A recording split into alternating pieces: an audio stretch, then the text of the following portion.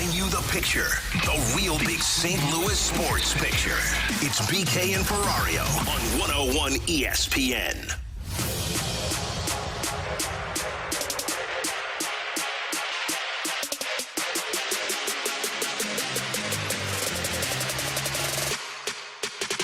Holloway over the Anaheim line. Looking into the middle. To Shen, he scores! Off to the far wing. Holloway, he scores! A shot right along the ice under the pad of Dostal and in. 3-0 Blues. Blues get the puck loose in front. They score! Moxa from Walker. 4-1 St. Louis. Joseph has it. 2-on-1 shorthanded. He scores! Mojo! Matthew Joseph with a shorthanded goal. That only can be described last night as a butt kicking. 7-2 final score as the Blues just walk all over the Anaheim Ducks. But more importantly, they pick up 4 points and 2 wins in another set of back-to-back games. Welcome, everyone, into BK and Ferrario here on 101 ESPN. No BK today. He's filling in on the fast lane, so you'll get to hear his lovely voice from 2 to 6 o'clock. But we've got Tanner Hendrickson. Lucky them. An extra hour of BK. Man. What everybody wanted. And in drive time, right? Like you're in your car, you're stuck in traffic. What better way to keep you company than Brandon Kiley? Exactly. I'm so glad that we missed out on this one because you know what he'd be saying today, guys? He'd be doing that stupid train horn and he'd be saying, I'm back on board. And you know what? I'm taking that conductor hat home with me tonight. He's not putting it back on. This Blues team, if you have ever doubted them or are still doubting them, they're changing it all. And I know it's very abrasive for me to say this right now. I'm all in on this team making the playoffs. And I understand that the odds are against them. The numbers are not in their favor. Watching what they just did over the weekend, T-Bone, told me everything I needed to know. They played another set of 3 games in 4 days. That's the second consecutive week that they've done 3 and 4, and they've got one more to go this upcoming weekend when they take on Chicago, Nashville, and they've got Vancouver on Thursday. But the Anaheim Ducks game, to me, told you everything you needed to know because they went out there with all of the adversity surrounding it of the delayed travel and getting back to St. Louis, the game being pushed back, and it didn't faze them. Anaheim was a team that was sitting around waiting since Friday to play, and the Blues walked in there, and they never gave up any inch in that one. And they even said afterwards that that game didn't feel like their best. They said it wasn't their A game. Can I give you some numbers on why I'm invested? Sure. Let's hear it. Okay. I'm with you. I'm in, by the way. Are you? You're allowed on board. Bradford, Thanks, man. You're allowed on board. Thank you. Just stay the hell away from that damn hat. Okay. So, the Blues, since the Four Nations break, have the best overall record in the National Hockey League. They're 8-2-2. It's better than Colorado, who's sitting at 17 points. Same can be said for the Winnipeg Jets. If you look at the amount of goals that they have scored since the Four Nations break, 12 games, they've scored 47. That's the most in the National Hockey League, tied with the Washington Capitals. Goals for per game, best in the National Hockey League at 3.92. They've allowed the 12th fewest goals in the National Hockey League since that break, which is right around the same pace as the Ottawa Senators, the Vegas Golden Knights. Their power play since the Four Nations break is 4th best in the National Hockey League, and their penalty kill right now is trending towards middle of the pack at 19th overall. I'll add a couple more for you. In their last 4 games, their penalty kill has gone 7 for 7. Their power play has gone 5 for 11. It's the 13th straight game that they have allowed fewer than 30 shots on goal. And to round this all out, they've played almost perfect hockey on home ice since February 6th. Everything about this Blues team right now, even strength, power play, penalty kill, goaltending, they're finding ways to wipe away the competition early and never give them an opportunity to breathe. Yeah, and everything that they're doing right now isn't something that feels fluky, right? Because this is a decent amount of time since the Four Nations break. I mean, you said it. It's been, 15 games, if not mistaken? Yeah, 12 games. That's not a fluke when you can do this for 12 games. And what they did over the weekend, look, impressive win over Anaheim. I'll give them their flowers for it, especially because of the travel delays. I mean, they should beat Anaheim that bad, whether they had travel delays or, hell, they woke up at 7 o'clock to play the game because Anaheim sucks. But impressive. I mean, we talked about it on Friday, right? They used a mulligan in that game against Pittsburgh. Yeah. Didn't play necessarily bad. Had one bad performance. Happened to come from your goaltender, Jordan Bennington. Cost you that game. And we said, hey, the weekend now just became you got to get 4 out of 4 points. And they did exactly that. And they did in dominating fashion. And those numbers that you read since the break, man, I mean, it's impressive what they're doing. 5-on-5, they're playing very well offensively. That power play is starting to click. They've almost found kind of their niche to say, because like they aren't going to just those bumper spots. What they're doing is they're going down low beneath the goal line, and then they've got somebody sitting in that slot They area. get one-timers now. That's where they're getting it too, right? They realize, hey, we don't really have the shots. Although granted, Holloway had one from that bumper spot. That was nice. It was nice. They don't have like your Ovechkin though, right? That you turn to and say, hey, get us a goal with that power slap shot from that bumper spot. So what did they do? They said, you know what? Our slap shots are really good when they're in the slot area. So they're going to the bumper a lot. It's become the play that they go to. And it's funny that I don't feel like teams are picking up on it yet. Yeah. Because every time they went on the power play, especially against the Ducks, I go, okay, they're going to go down low. They're going to go into the slot. Right. And they're going to hopefully get a goal out of it. Last night on that power play, after Holloway scored that goal, the second power play goal that they scored in the third period, Vancouver had to switch because they didn't. The first time they were like, Dylan Holloway can't shoot that. He scores it, and then Vancouver's like, oh, shoot, now we have to watch that. And then what happened? They pushed Killorn far side to block the shot from Holloway. And so when they pulled guys that way, Jake Neighbors, to your point, slid right into the middle of the slot and was able to get that shot off. That's the threat of a power play. Yeah. And again, they don't have the best shots on that power play, but they're now playing smart hockey when they're on the power play, moving the puck, trying to get to that spot. I mean, that power play with the 4th best percentage since the Four Nations break doesn't necessarily feel fluky, right? Defensively, they feel super sound, and I know they're still without Colton Parayko, and I get it if you're someone like BK that's a little pessimistic if they can't potentially do this because they are missing their horse.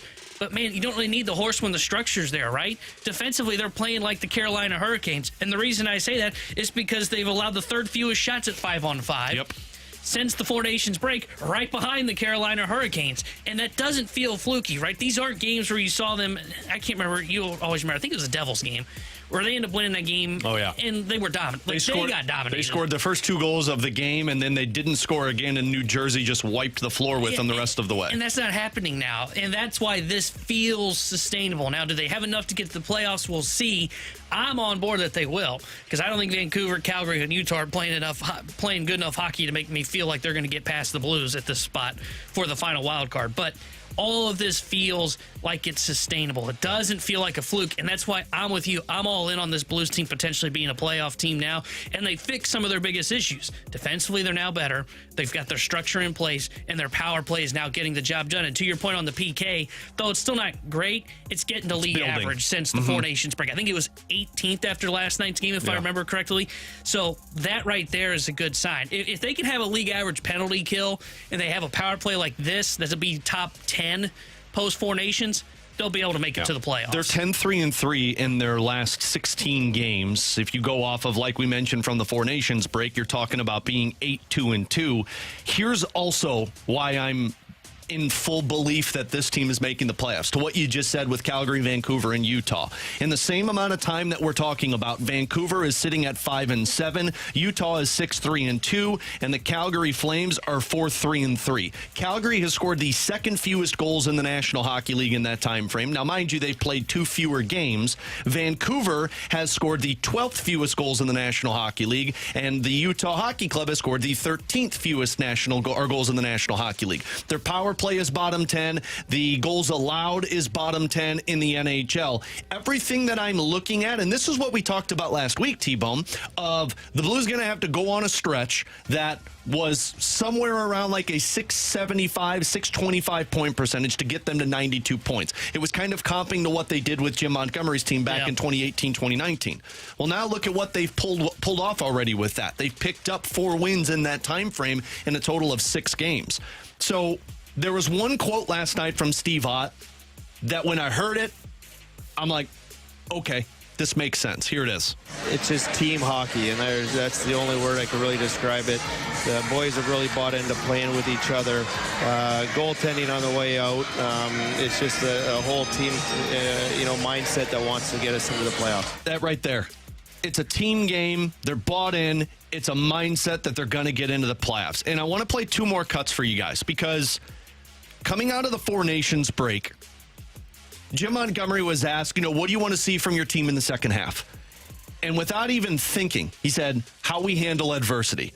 Let me flash you back to February 1st. The Blues had just lost a game to the Vancouver Canucks, and then they lost again to the Colorado Avalanche. And this was Jim Montgomery, that postgame.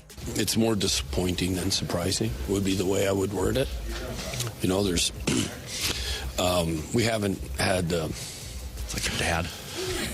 the right frame of mind right now with everything that's happened in the last week. And, we need to get back to thinking about being on our toes, and being an aggressive mindset instead of thinking about what's transpired in the past or what can go poorly. Man, that was so disappointing. It was, right? It makes sense. February 1st. Oh. It makes sense that the team turned it around after hearing how disappointed he was in the team. So now, fast track to last night after the Blues whooping of the Anaheim Ducks. I'm very impressed, but as soon as they said our plane, something was wrong with our plane, we couldn't get home, and we were saying, I said, we're going to win tomorrow night. Because it's just it looks like our group's looking for challenges now and looking to accept them and overcome them. Adversity has been the biggest thing for this team, T-Bone. Like 2 years ago, we were talking about how one loss turned into 8 losses. They couldn't stop the snowball. Hearing him say that last night, our team is looking for challenges right now. It's that Michael Jordan mentality, right? Like they're making things up so that they can prove people wrong. And what's great about this is they're in the driver's seat the rest of the way. Calgary will always have a game in hand on the Blues until the Blues finish the regular season. So there's no getting fat and happy with what you're doing right now. You're always going to be chasing Calgary or Vancouver or Utah. And if this is the mindset of the team, and this isn't a 2-game stretch, this is now a 12-game stretch that this team has had this mindset, I'm just saying, they're a dangerous group going into these final 14 games of the regular season. Look, I am one that doesn't make much of, like long travel road trips or adversity like a plane not working for to where they have to fly out the morning of a game. You don't believe in Mother Nature. I believe in Mother Nature. Don't make me sound like one of those people that don't believe in science. After don't Friday? Get political, but I look do at it. I look at this and say, hey, look, it's finally time that they've gotten to this spot to where I don't have to come in the next day after a game like that and go, oh, not only did I expect them to lose, they did lose because they had a travel complication, and they're going to use it as an excuse. That would happen all the time. You're right, over the last 2 years where it was, oh, well, they've been out west for 5 games. Yeah, everybody goes on a West Coast trip. Why are we using this as if it's an excuse to why they lost? Same with this, and this doesn't happen very often, but teams do have travel issues, and they don't use it as an excuse. The Blues are finally past doing that, and they're finally playing with confidence. They finally are a team that's using, like you said, they're almost doing the Michael Jordan, which is we're going to come up with a reason to go out there and make sure that we win these hockey games, and that is a major swing. I mean, those comments from Jim Montgomery a month and a half apart, it's amazing to think that this is the same team. And I know Monty was asked postgame, like, hey, do you still believe did you see this coming with this Blues team? And he was honest. He said, no, and I didn't either. I mean, watching them in the first half of the season, the way that they played, the way that they were so inconsistent, they would have games where they didn't show up, or they would have a game where they played a great first period, then they disappear for 40 minutes. Right. I didn't think they had this in them. And this is impressive to see that they're able to come over adversity like they had over the weekend, having a game in which they got delayed, pushed back 2 hours because their flight didn't get out of Minnesota in time.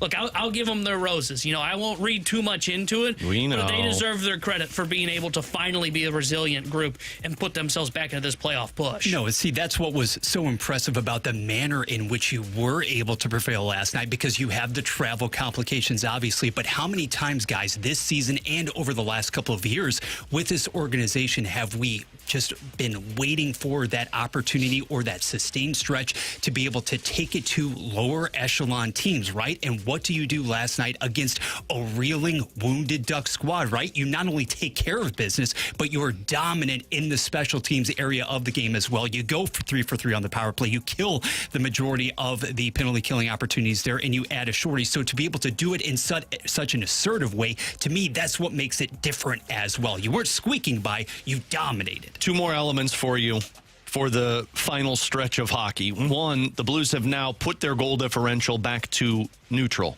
0.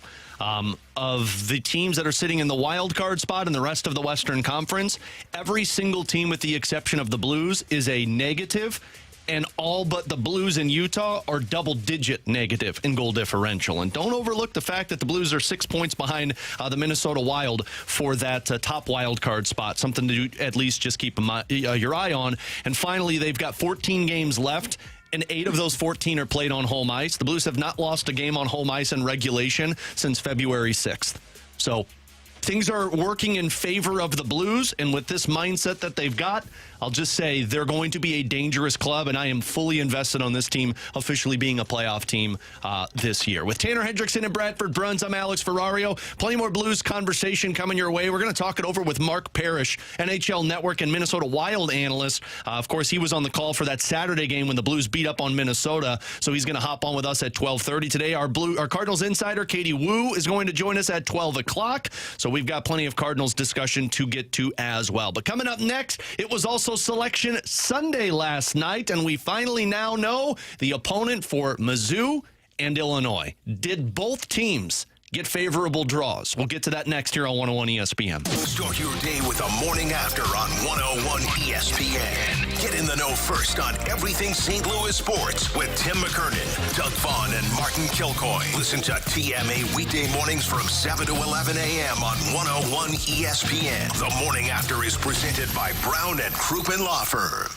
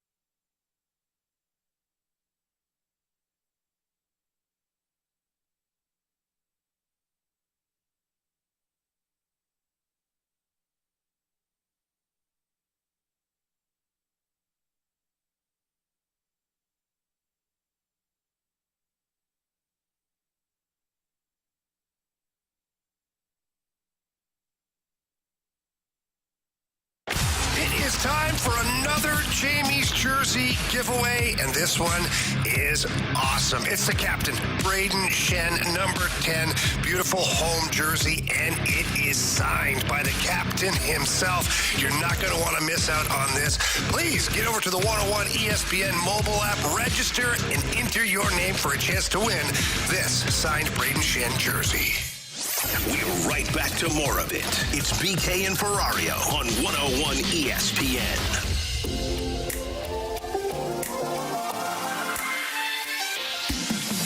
Turns the ball over a pretty fair amount. They have no one on their roster taller than 6'8".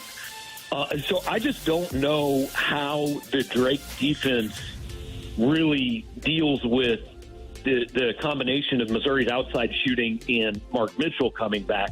Doesn't mean Missouri can't lose the game. Everybody knows what this tournament is, but if Missouri plays well, it can't lose this game. That was Gabe DeArmond of Power Mizzou, who was on TMA earlier today talking about Mizzou's first-round matchup and the bracket this upcoming week, and it's against Drake. So we're back here on BK and Ferrario on 101 ESPN. Selection Sunday last night as everyone found out their first-round opponent. Mizzou gets the 6th seed, and they take on Drake. And, of course, people that know Drake last year won the Missouri Valley Conference. This year, they went from a different coach, if I'm not mistaken, and they went on to win 30 games and pick up a conference title. So Drake is not some pushover team, but before we talk about the matchup, let's just focus on Mizzou for a minute. You get the 6th seed after losing 5 of their last 7 games of the season. I saw this earlier today. They are only the 3rd high major team ever to go from winless in a conference season and make the NCAA tournament the next year. Iowa State did it 4 years ago. Maryland did it back in 87, 88.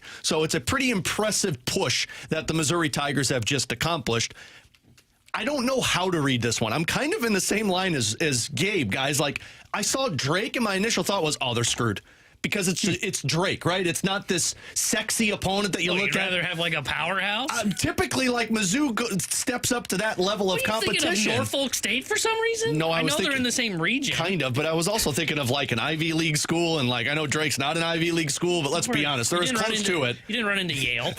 They're as close to an Ivy League as you can ask for with Drake. But then you read about Drake. And I haven't seen a whole lot of games from Drake, so I'll be upfront and honest about it. But they slow the pace down.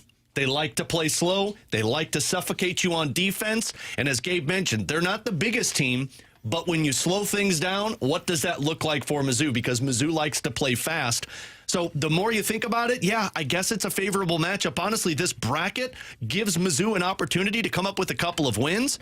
To me, though, it's going to be this Drake matchup and how suffocating they play defensively and how Mizzou adjusts. Yeah, I'm very intrigued by this because, like, when I look at this game and I just think about the perfect path for the Missouri Tigers, to me, they got a pretty favorable one, right? Like, you end up with this Drake team that plays very slow, and I agree. I'm 100% with you and what Gabe said, right?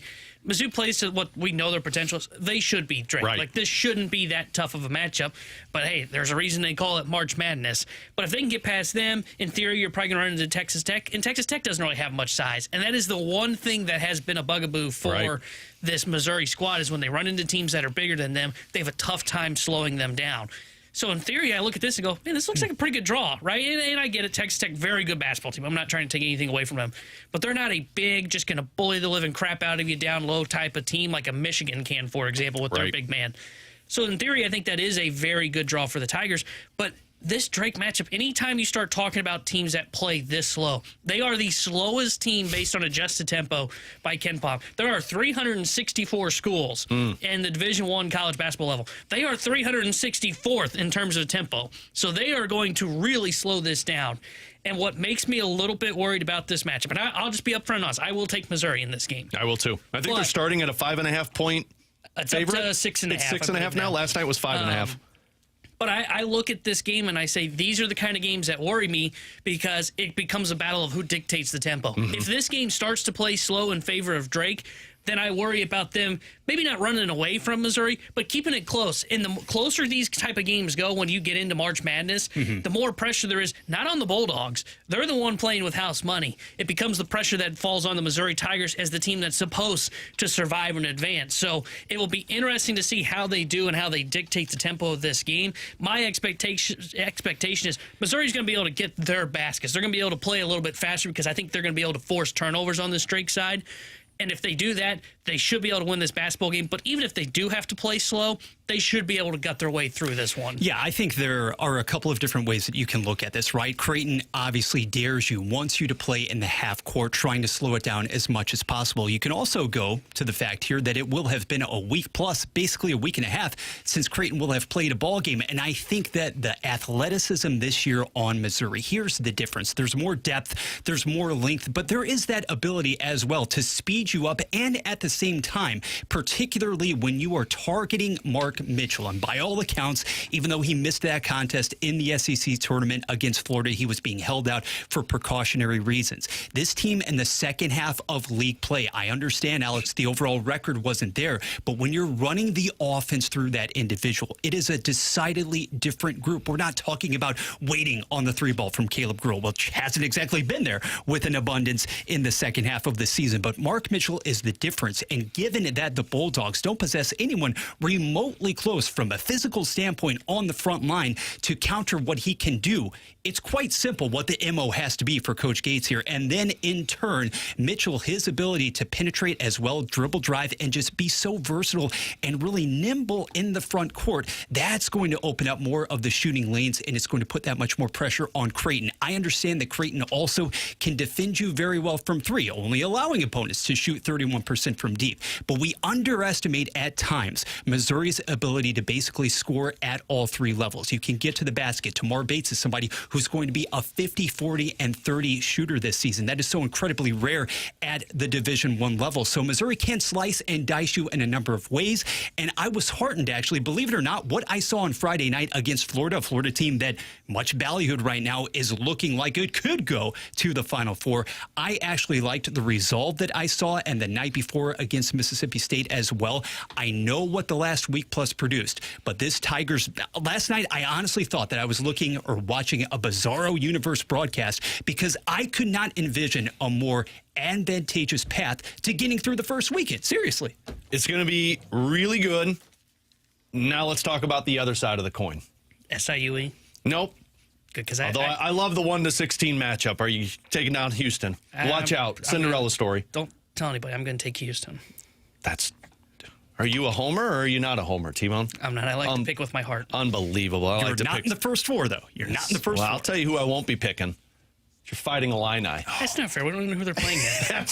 That's the wildest part about this one. So it's a play-in game for Texas and Xavier as the 11 seed. So Illinois is just going to be sitting around waiting on Wednesday, I believe, that they play. T-Bone, who do you want for that matchup, and what am I supposed to make of Illinois now going into this tournament? Because as long as they don't hit Maryland in the tournament at some point, I think they should be fine.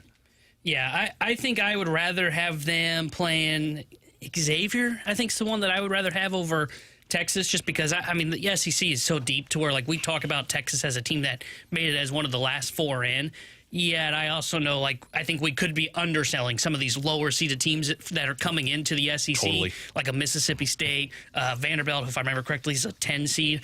I worry about any team that comes out of the SEC. Now, to be fair, Illinois played pretty well. Most of their non-conference games came against SEC schools. They played Arkansas. They played Tennessee.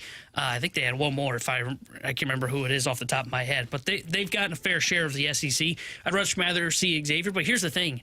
I look at their draw the same way I look at Mizzou's. And on paper, I go, man, this feels favorable, right? You're getting one of these Final Four teams, which means the committee looked at them as a fringe tournament team. Okay, well, when Illinois plays right, like when they did against Iowa in the first round of the Big Ten tournament, they can beat just about anybody. They lost to Tennessee, who I had mentioned they played in the SEC, by 2 points early on in the season. They could have won that basketball game, and Tennessee's a team that could get to the Final Four this year. And then after that, you look at Kentucky. Kentucky's kind of banged up. Gabe DeArmond talked about that on TMA today as well. And I can see where they can beat Kentucky and go to the Sweet 16.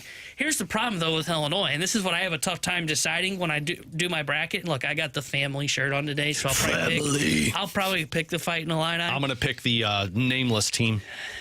I hate you. I'm just going to put a blank as the next team. We also realize Illinois can lose to anybody, man. Very true. And that is what's going to be frustrating about this tournament for them is there's a chance that they could play in the first round, win, and look awesome, then get the doors blown out by Kentucky. Because look at their game against Maryland over the weekend in the, I think it was the third round of the Big Ten tournament, if I remember correctly.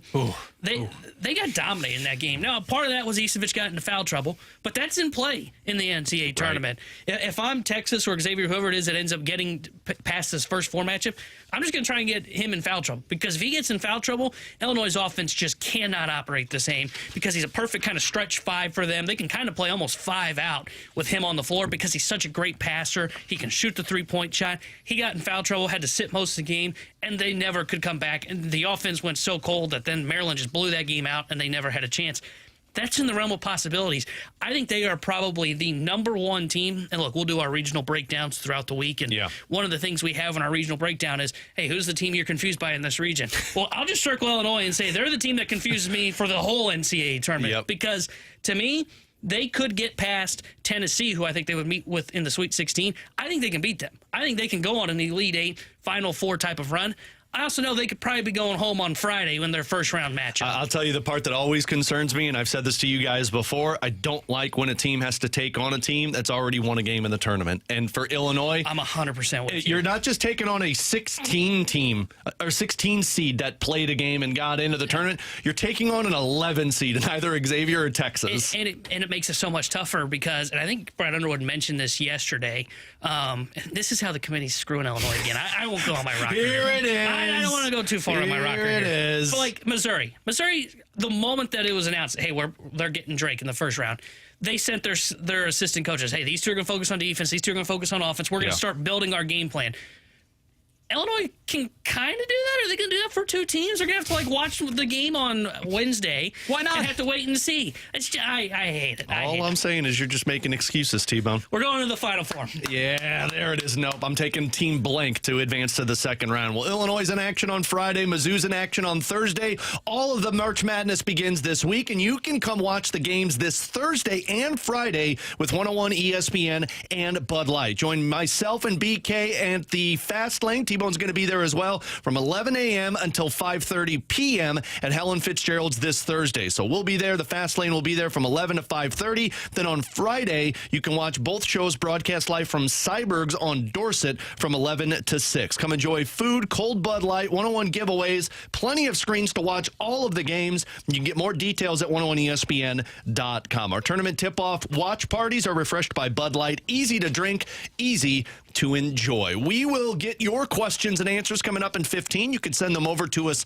on the Air Comfort Service text line, 314-399-9646. Also on our YouTube chat at 101ESPN STL. You can pop on over there. Our YouTube cams, our studio cams, brought to you by the Air Alliance team. Coming up next, we've got some news from Cardinals spring training.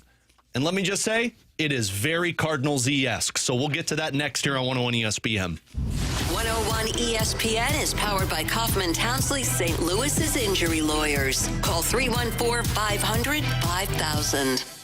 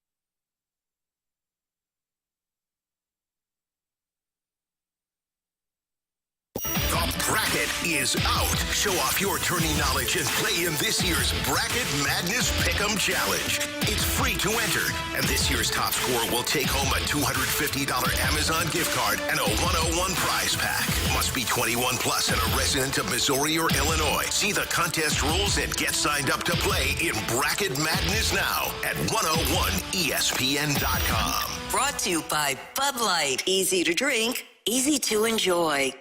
101 ESPN Sports Center.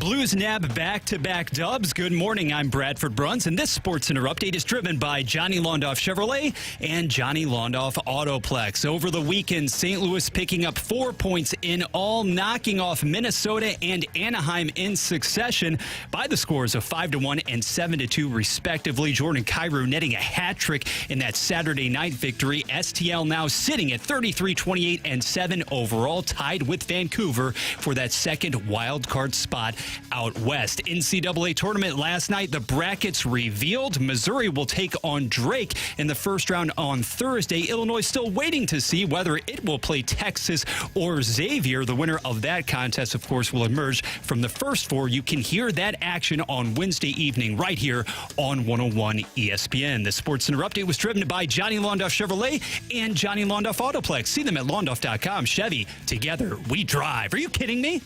This is exactly where you want to be listening to us. It's BK and Ferrario on 101 ESPN.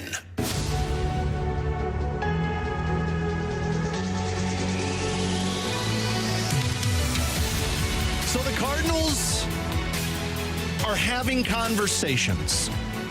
Now, that might sound very broad. Now, tell me if this doesn't scream St. Louis Cardinals to you. Okay. This is from John Denton 2 hours ago. Cardinals manager Oli Marmol said he and the coaching staff are discussing using a six-man starting rotation early on. It would involve Gray, Fetty, Matz, Michaelis, Palante, and Michael McGreevy. McGreevy could swing between starting and relieving. This was Marmol on the talks of a six-man starting staff. We're discussing it a decent amount this morning, and we'll finish the conversation later this afternoon. By end of day, we want clarity what that looks like, a solid conversation with our staff about it. And Denton went on to say that the reason they're debating this is because the decision would likely come down to Michael McGreevy or long reliever Kyle Leahy, and it would go from a six-man starting staff and having a seven-man bullpen. Now, T-Bone, we've talked a lot about the potential of doing six-man rotation on this show, and typically the end conversation is, yeah, but it disrupts a lot of normalcy for your starting pitching staff. I'm 100% with you guys, specifically on the Cardinals, because I'm the Cardinals hater on this show. I like this decision. I think they should go six-man rotation. Now, I know that it disrupts the normalcy and you're going to get guys off, and maybe it does give you a little bit of a weakness because your bullpen's not as deep. I don't care. Michael McGreevy should be on this starting roster, and Michael McGreevy should be getting starts for you at the major league level. I know we talked on Friday about trying to protect these guys and the long play and making sure you don't use the bullets too early with some of these young weapons.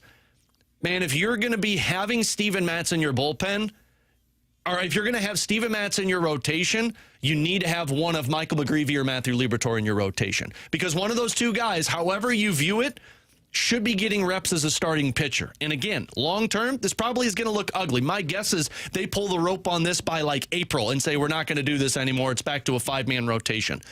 But my expectation is Steven Matz is going to get hurt. And when Steven Matz gets hurt, I want Michael McGreevy ready to go. And if you give him some reps at the start, you see what it looks like. Now you're getting some more examples of why he needs to be in your rotation. So I'm all on board with the starting of the season with a six-man rotation. Yeah, I don't know how I feel about it because I am more of the traditionalist, and I do think this throws things off for guys. Look, there's a reason guys don't like going to six-man rotations. I mean, remember when Adam Wainwright was here, when the Cardinals would float that idea around Wainwright was the guy that would shut it down. And the other part about this, too, is, like, they have so many off days built into their schedule now. They're basically off every Thursday. Like, I'm looking at their schedule. I'm looking more at May because April's kind of wonky with opening day. But, like, April, May, all Thursdays are essentially off but one. Right. And basically the most games they play in stretches are 6 games. Now, in the minors, that's what they do. They play 6 games. They get a day off. They run a 6-man rotation. But there's a chance where, especially early on in the year, where you may see Sonny Gray make his opening day start, and then you don't see him for more than the 5 days of what he would be off if you go to a 6-man rotation. And I don't like that to get a guy into rhythm. And I like the fact that you can have 8 bullpen arms, especially for early in the season. I know these guys are going to try and be built up. You're going to be more overly cautious in the month of April than you are going to be, say, in like June or July when you're really willing to push these guys. So I get where they're coming from. I think I would still, and I'm with you. I'm 100% with you I want to see Michael McGreevy in this rotation.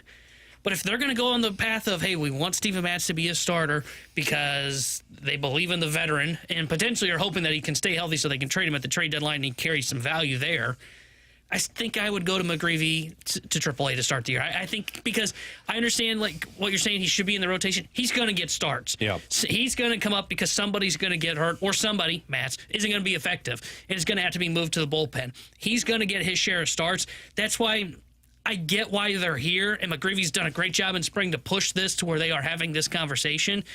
I think I would stick with the traditional 5-man rotation and send McGreevy down. Here's what I don't want. I don't want them to have Michael McGreevy up here and use him as a long man out of the bullpen and then a starter. I don't need mixed signals with this. Like, if he's here, he should be a starter. I don't understand, if you're going to do this with the 6-man rotation, why Steven Matz can't be that 6th guy. Frankly, Steven Matz should be in the bullpen all along, and Matthew Liberatore should be in the rotation, and we're talking about these two getting starts. I understand where they're at. To me, the reason you don't go a 6-man rotation normally in the regular season is because you want to compete, right? You want to be a team that can be competitive, and I'm sure the Cardinals are probably saying internally, we can be competitive.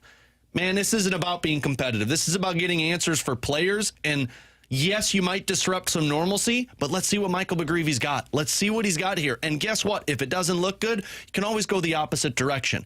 But when Michael McGreevy goes down to the minors and is pitching well, and you look at that and you say, we should get him up here, I'm stuck on the fact that Michael McGreevy should be on this team and be in this rotation now. I'm with you, too, because think about the manner in which last season concluded, Alex. What can you possibly derive here from another run of a month or two of Michael McGreevy at the AAA level? He has accomplished everything that you have set out in front of him. There is nothing more to be able to do in that regard. And it really mystifies me a little bit as to this current alignment, if indeed you're slotting Palante and then, for that matter as well, McGreevy at the back end of this modified 6-man rotation per se. Then what has been the rationale? What has been the point this entire time, despite the effectiveness of slotting Matthew Liberatore there and stretching him out as a potential starter too? That doesn't add up as well. That doesn't pass a test. And them also talking about him being in kind of that swing role as well. So say they do put him more in the bullpen to start the year, and then they push him to the 6-man rotation. I think where they're concerned, I don't fully get it, but their concern is, hey, when we get to April 11th, right, that is, I think, quick math, 12 games into the season, which is ridiculous, but 12 games in is when they first get to that first stretch of 13 straight games. Right. And I think that's where they're looking at. Now, my counter would be, okay, so if we're worried about that, then let's get McGreevy into the rotation when we get there. Let's not start him with the big league club in this swing role. If they want to go just traditional 6-man rotation, which is, hey, he's not pitching unless it's his day to start.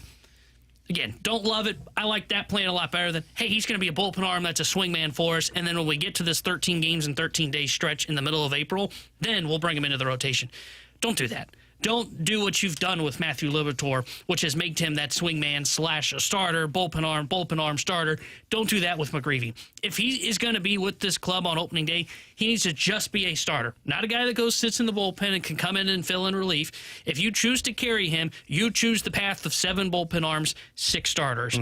Otherwise, send him to AAA, carry both Roycroft and Leahy until we get to that spot that I'm talking about in April here, April 11th through April 23rd, where they've got 13 straight games. If you get to that spot and determine, you know what, we want to go a 6-man rotation for this stretch of time, just to give us a little bit of a break this early in the season, that way our starters aren't really pushing themselves, then you can bring him up and make this move. There's no need to carry him in the bullpen in a swing relief role for the first 2.5 weeks of the season. Yeah, there's no way that I'm using...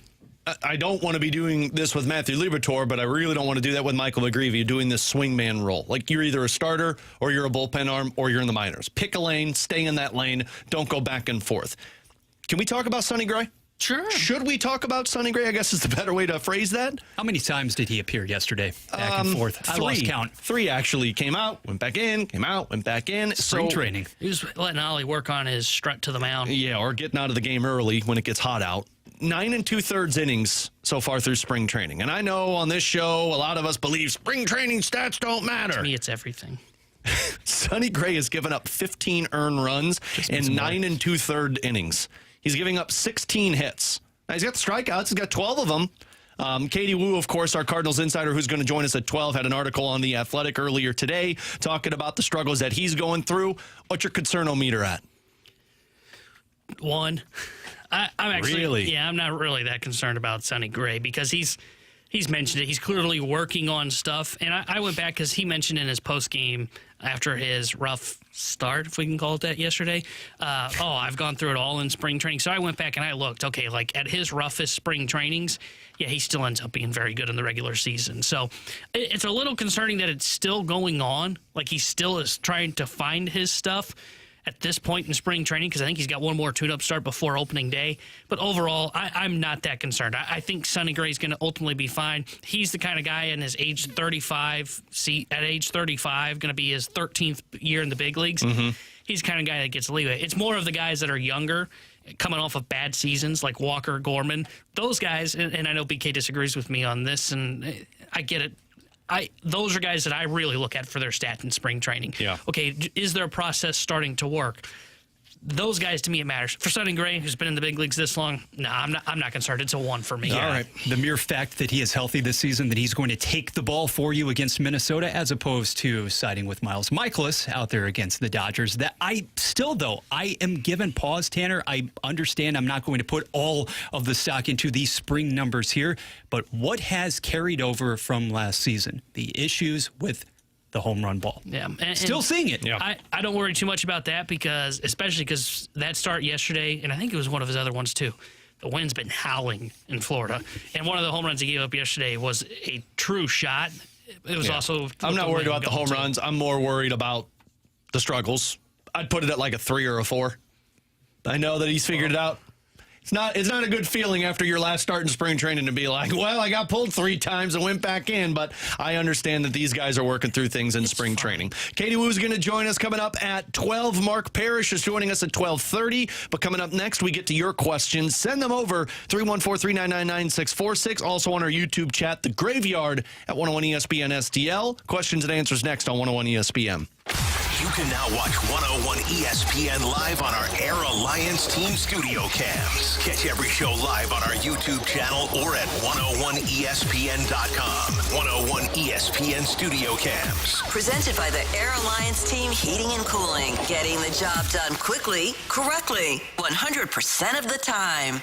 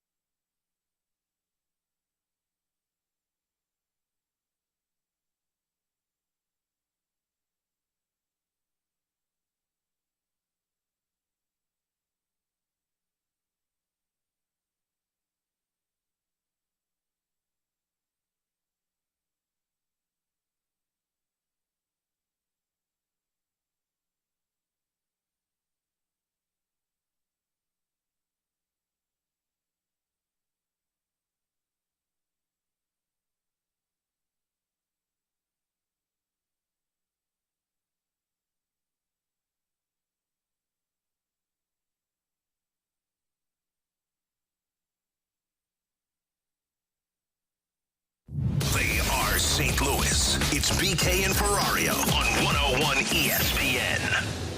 You've got questions, we may have the answers. Maybe. It's BK and Ferrario's questions and answers on 101 ESPN. 314-399-9646. That is our Air Comfort Service text line, our YouTube chat, The Graveyard, over on our YouTube channel, 101 ESPN STL, along with Tanner Hendrickson and Bradford Bruns. I'm Alex Ferrario as we get to some of your questions now on our Air Comfort Service text line. From the 636, based on what we've seen the last few games from the Blues, is Colorado the only team they legitimately cannot beat in the playoffs if the Blues make it?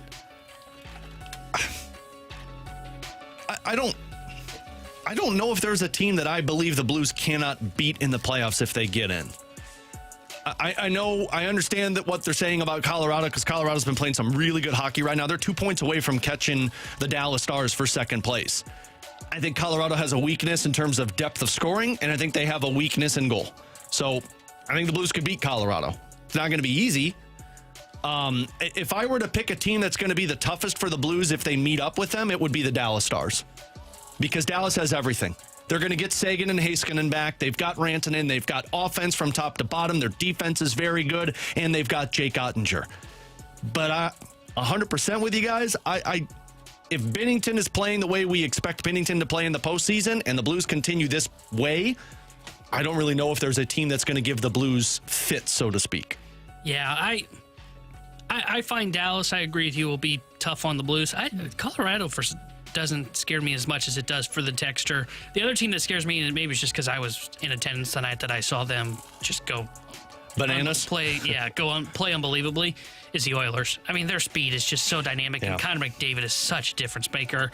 And look, I get their goaltending's got some question marks with Skinner. Hey, man, they got to the Stanley Cup final, what was it, last year? Mm-hmm. And McDavid, Draisaitl, they've learned how to play that winning style hockey when it comes postseason time. That team scares me. I get it. They may not for some people. Edmonton scares the crap out of me. I actually hope, in an ideal world, the Blues get the top wild card spot because I don't fear any team from the Pacific Division. They're 12-5-1 against the Pacific Division this year. And I get what you're saying. Like playoffs, Connor McDavid, Leon Draisaitl, that's going to be a different monster. But I think they play well against Edmonton almost every single time they match up against each other. So, yeah, that's one for me that I wouldn't be as concerned about. Which isn't out of the realm of possibility either. You're now 6 points back of Minnesota. You saw what happened firsthand in St. Paul the other night. So Minnesota 3-6-1 in the last 10. I get the argument for Colorado here because if there's one other team in the Western Conference that has been as scalding hot as St. Louis, it's the Avalanche. Yeah. 8 wins in the past 10. Let's get to this one from the 801. Do you guys know what Shen said to the Ducks head coach during the game yesterday? So I don't know if you guys saw this or heard this. So at the end of the game, there were players talking to the Ducks bench, and then afterwards, our Jordan Deacon was down around the Blues locker room for us post-game audio, and she said that there was a lot of back and forth from the Anaheim Ducks coach and like Cam Fowler and a couple of the players. I don't know what the going back and forth was about. My only guess is when they did the ceremony last night, the Ducks did not come out. So typically what happens is the other team has the decision to come out and sit on the bench during the ceremony. And, most of the time the other team comes out, they sit on the bench, they recognize whatever the ceremony is, and then they go about their game. The Ducks did not do that. The bench was empty for the entire 1,000 game ceremony. And then right before puck drop, they came out and skated. That's my only guess, as they were kind of chirping them a little bit of not coming out, and the Blues were putting salt in the wound. But who knows? I think the Blues, like Jim Montgomery said in our open, they're finding motivation pieces to use right now. Hey, that's cool. Add more fuel to the fire. Why not? Yeah. I didn't realize they didn't come out to the ceremony. So I could see where they were making something of that. I mean, that game got out of hand for some reason last night. Now, part of it was the Trouba hit early on to Kyrou. Yeah. But Shen took care of that at the time of the event. And then I think he hit Joseph, and Joseph responded. Joseph got an awesome hit on Zegras.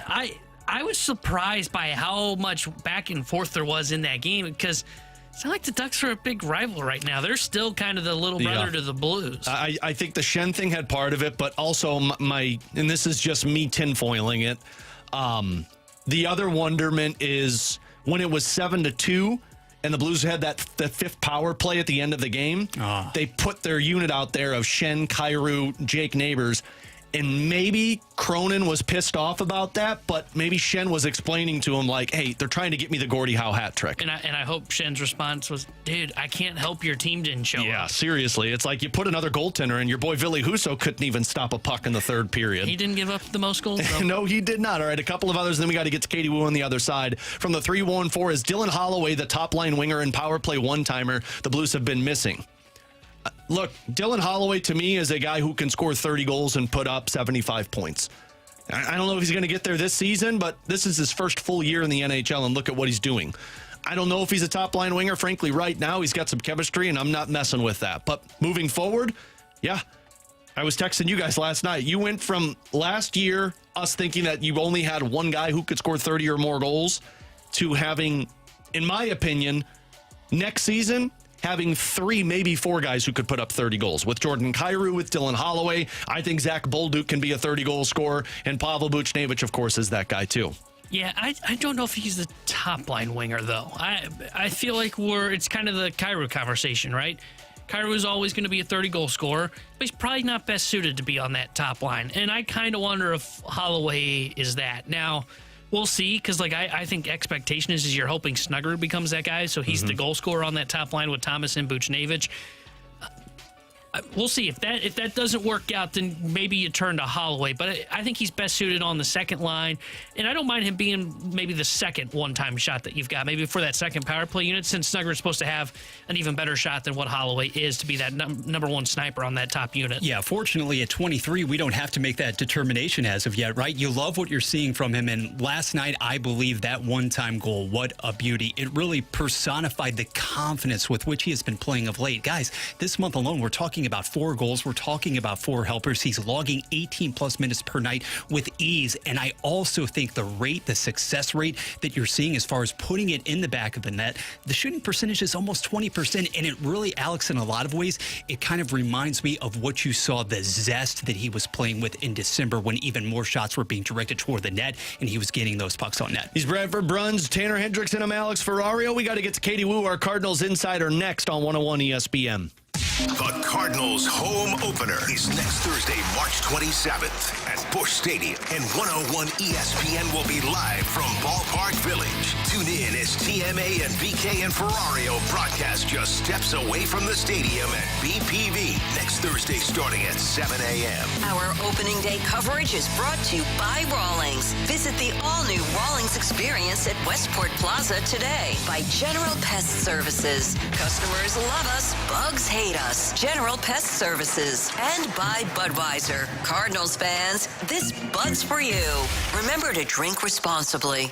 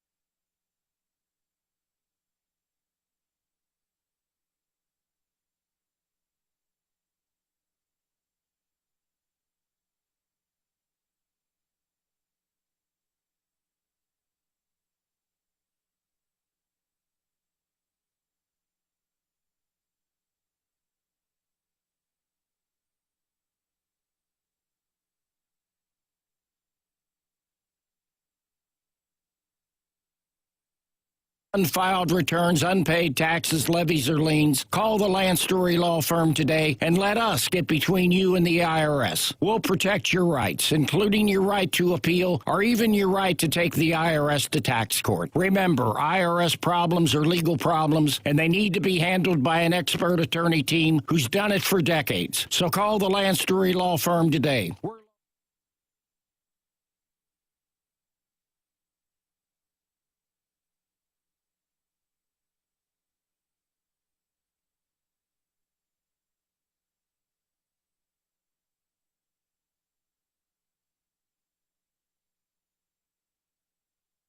WXOS, WXOS HD1E St. Louis. 101 ESPN is driven by Auto Centers Nissan, home of the lifetime warranty and 30-day return.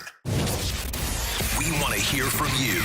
Use the Scott Lee Mic Drop feature on the 101 mobile app. Give us your opinion on anything St. Louis sports with a mic drop. Brought to you by the Scott Lee Heating Company. Giving you the picture, the real big St. Louis sports picture. It's BK and Ferrario on 101 ESPN. We're flying down to Florida for a spring training report on 101 ESPN. Our Redbird Spring Training Report is brought to you by Rawlings. Visit the all-new Rawlings experience at Westport Plaza today.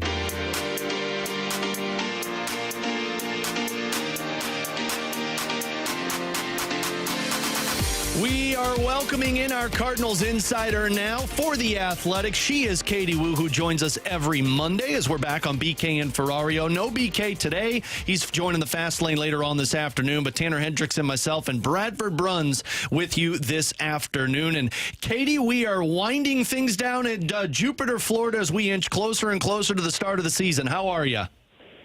I am good, you guys. No BK, no problem, so I expect this to be a pretty seamless hit. We'll see. Yeah, well, we don't need therapy like we typically do, or for all we know, we might actually need some therapy with this one, Katie. But there's plenty of, I guess, news, you want to call it, in terms of roster decisions and what the Cardinals are going to do and some final competitive spots that are taking place. Let's start with the six-man rotation, though. We talked about this a little bit ago. It sounds like at least there's still ongoing discussions of the Cardinals trying to decide, do we stick with a six-man or do we go six-man rotation so that Michael McGreevy can get in, or do we move back and just stay with that five-man spot and carry 8 men in the bullpen?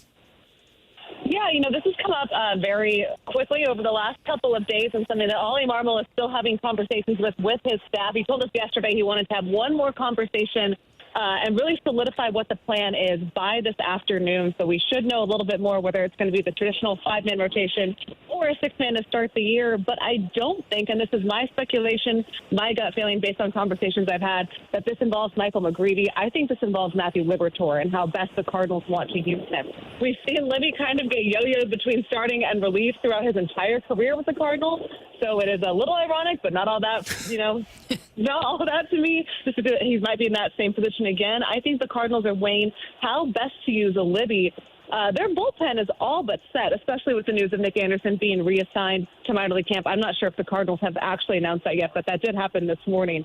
And you're looking at Leahy and Roycroft kind of rounding out the bullpen. But given what they're trying to do in relief and how important the bullpen was last year and how solid Liberatore was in that mix, it makes sense that they're still trying to juggle what matters more for them right now, keeping him in that multi-inning relief spot or using him as a sixth starter. What that means for Michael McGreevy, I'm not sure. I will say this, guys, at the time, it didn't feel like the Drew Rom and Zach Thompson injuries were super impactful to the 26-man roster, but they were to the 40. The Cardinals do not have virtually one starting pitcher in Memphis right now that they feel is ready for the majors should an emergency spot start appear.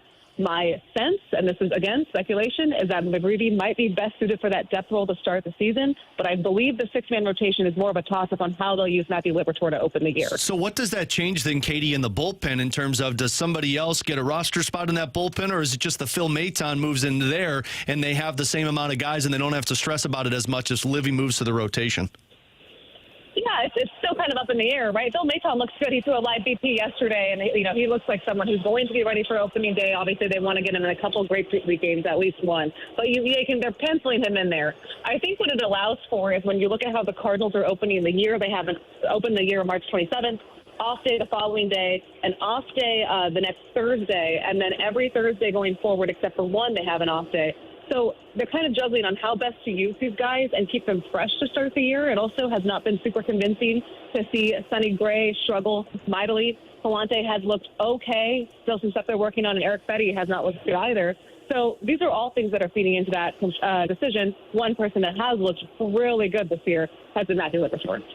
And Katie, you just wrote an article over the weekend about your latest roster projection, and I'm sure after you released it, probably shut off the Twitter mentions for about 24 hours. Never. Especially for especially for center field. Now, things could be thrown for a loop in case anybody's just joining us. Michael Ciani has been scratched from today's lineup, and there's no word yet on his injury. But if this is just precautionary, and that's what we can assume for right now, what do you think the Cardinals' plan is at center field going into opening day? Yeah, Ciani scratched minutes before first pitch. No reason given, so we hope to find out more information soon. I'll take a lap around, try to see if Mo is at the ballpark in the Palm Beaches. I think center field, and this is interesting, is looking more and more like a platoon position, and that's not for defensive purposes, obviously. It's for offensive purposes. The Cardinals have guaranteed playing time to the players that we know: Jordan Walker, Nolan Gorman, Lars Nootbaar, and you can put Alec Burleson in that list, though he's slightly under the three I just mentioned there. And the only way to get consistent at-bats for all four of those players is to play Nootbaar in center field for I don't want to say a majority, but for at least some of the games. We know that he is the lesser center fielder compared to Victor Scott and Michael Ciani. I think he would be pretty open to admitting that. It's not exactly rocket science there. But in terms of configuration and these at-bats and getting these, working as many opportunities for these young guys as possible, that's where they're going to have to go. They have not made a decision of Ciani versus Scott. If this is a performance-based camp, it'd be Scott by a mile. He looks really good offensively. But the question that the organization is weighing is what's best for him from a development standpoint. Does it make sense for him to come up here and essentially platoon center field where he's not getting the most reps in his development and he's not playing every day? They're comfortable doing that with Ciani. They are not so comfortable doing that with Scott. So, Katie, if they are going to view this kind of as a platoon in center field, and that means Nootbaar's getting starts there, does this give you kind of 2023 vibes where they've got 2023, they had like 5 outfielders going into opening day, and they tried to just kind of keep balancing it out by starting a guy one day, then he'd be on the bench, he'd start the next day, and they ended up admitting at the end of the 2023 season that was a problem that they needed to just solidify roles. Do you feel like they're falling victim to that again? Yeah, anytime you're comparing something to 2023, it's probably not a good idea, just given how that season went. Especially with the outfield mix. I mean, that really plagued their April, which led to their downfall that season. We talked to Ollie in the beginning of camp, and he said, he's not opposed to using that lineup versatility and flexibility that he has, but he would like to keep it somewhat more low-key, I think, and in terms of not making it a different lineup, a different 9 every single day. It helps that you know where most of your infield's going to be. Nolan's going to be at third, Contreras at first, Mason at short. Then you can platoon catcher. I don't really think that's that big of a deal. The weird thing is how do you switch off between Gorman, Burleson, and Donovan? And the way that they can do that is you can put Gorman at second base. You can have Burleson off the bench and Donovan in left. You can have Gorman be the DH. You can have Donovan play second. That's where I think more of the shuffle is. I think the outfield in terms of playing time is solidified. You're going to have either Lars in left or center, and that's something that he's proven he can adjust to. And you're going to have Jordan Walker in right almost every single day. So the roster itself is very redundant. There are multiple positions, multiple players that I think have similar traits. And I believe that the roster construction is going to be a hot topic for us if April does not go according to plan, just because it is so redundant. Talking with Katie Woo, our Cardinals insider for The Athletic. You can follow her on Twitter at Katie J. Woo. Katie, one more on Victor Scott, if you don't mind, and this is more of a personal thing, I guess, but I find myself getting frustrated with the conversation of Victor Scott potentially going down to the minors because they want to make sure he's starting and can't be a platoon player. And I know what you just mentioned about Lars Nootbaar getting the playing time, seeing what he is in center field. Should I be getting frustrated about the usage of guys like Victor Scott? Because it feels like from what we've seen in spring that he deserves to be on the roster right out of the gate. Yeah, like I said, from a performance standpoint, it's his job. I mean, he's had a really nice spring. He's worked really hard. Lots of coaches have been saying lots of great things about him, and he looks comfortable in the field. It's just a matter of development, and this is something that we talked about when camp first started, right? Like with Nolan Arenado saying which bats are going to be impacted the most, and it wasn't maybe Gorman or Walker or Nootbaar, but we've had a feeling it was going to be Burleson and Scott.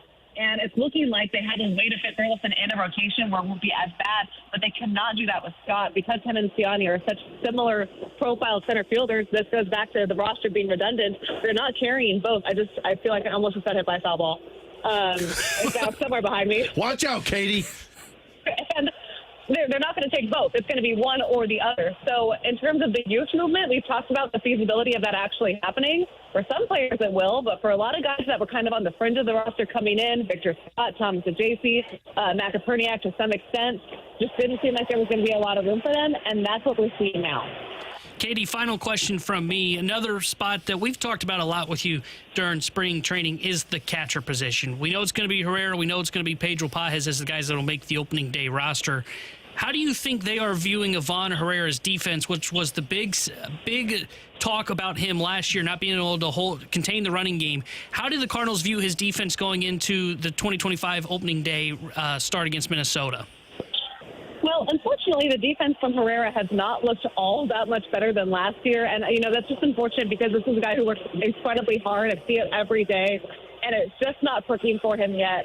The good news for Herrera is that I think the Cardinals are going to be leaning towards a much more offensive-focused approach, which means Herrera's bat, which has looked great this spring, one of the few bats it has, will be in the lineup. And the toss-up is, and this is why I think they could platoon it, just depending on opposing pitcher and the lineup construction of that day, is Pedro Pages is a slightly better defensive catcher, game preps really well, but the bat isn't there for Pedro like it is for Herrera. Given the Cardinals' offensive struggles last year and how it more or less derailed their season, I think you're going to see a strict emphasis on offense. That goes back to Newbar being in center field as well. But the defensive worries for Herrera are still there. I don't think he's thrown out a runner all spring, and teams were running all over St. Louis last year, something that hasn't happened in 15 years.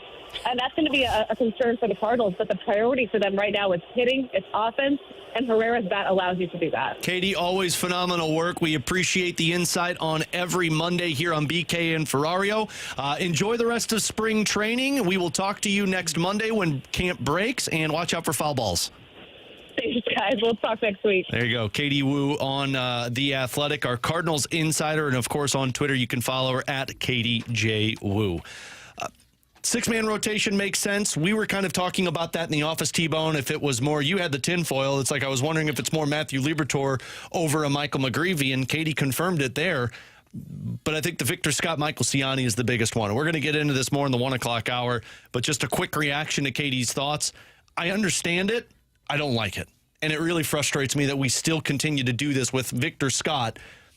I know you can't get all hyped up about spring training numbers and how good he looks, but if he's made the adjustments that you wanted to see, why wouldn't you break camp with him and say, you're our center fielder?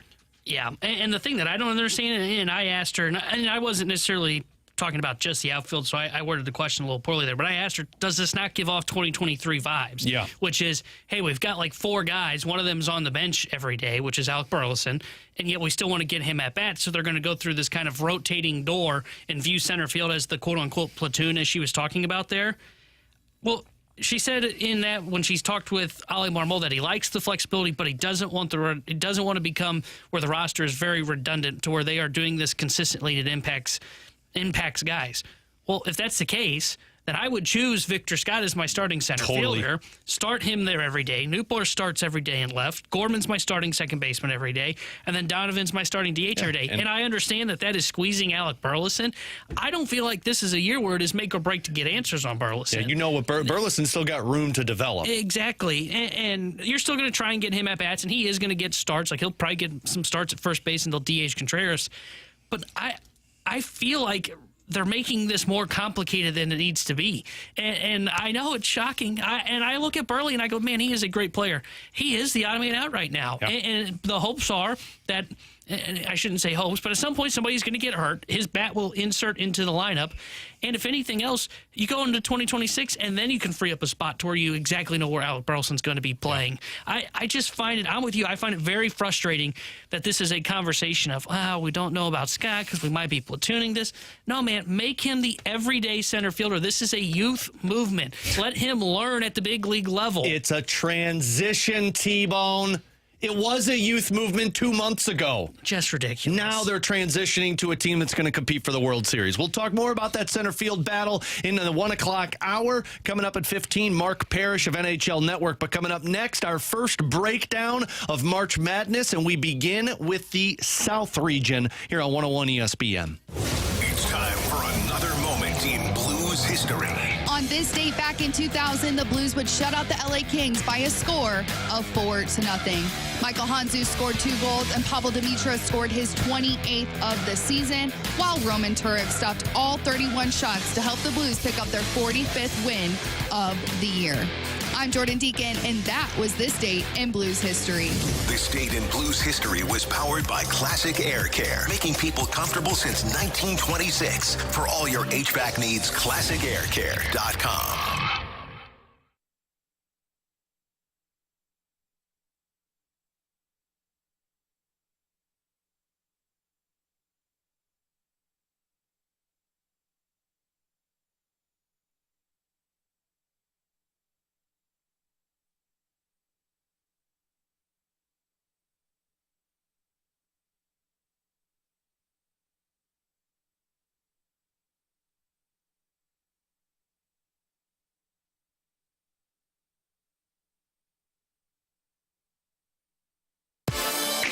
It's almost time for baseball's return to St. Louis. Get ready to watch your Cardinals take the field at Busch Stadium. From home runs and fireworks to historic plays and rising stars, there's no better way to catch Cardinals baseball than with thousands of friends, old and new, in the sea of red. Grab your tickets now to join the fun in Cardinals Nation. Visit Cardinals.com for tickets and info. St. Louis Cardinals for the Lou. Game tickets? Check. A round of cold beers? Check. Ballpark hot dogs? Check. Baseball is back, and nothing beats a night out with the guys. Or ladies. At a Cardinals game. From thrilling games and mouth-watering eats to the iconic ballpark energy, Busch Stadium is the ultimate spot for you and your crew to dive into America's favorite pastime. Make your next night out the best one yet. Join us at Busch Stadium, where every hour is happy. For tickets, visit Cardinals.com. St. Louis Cardinals for the Lou.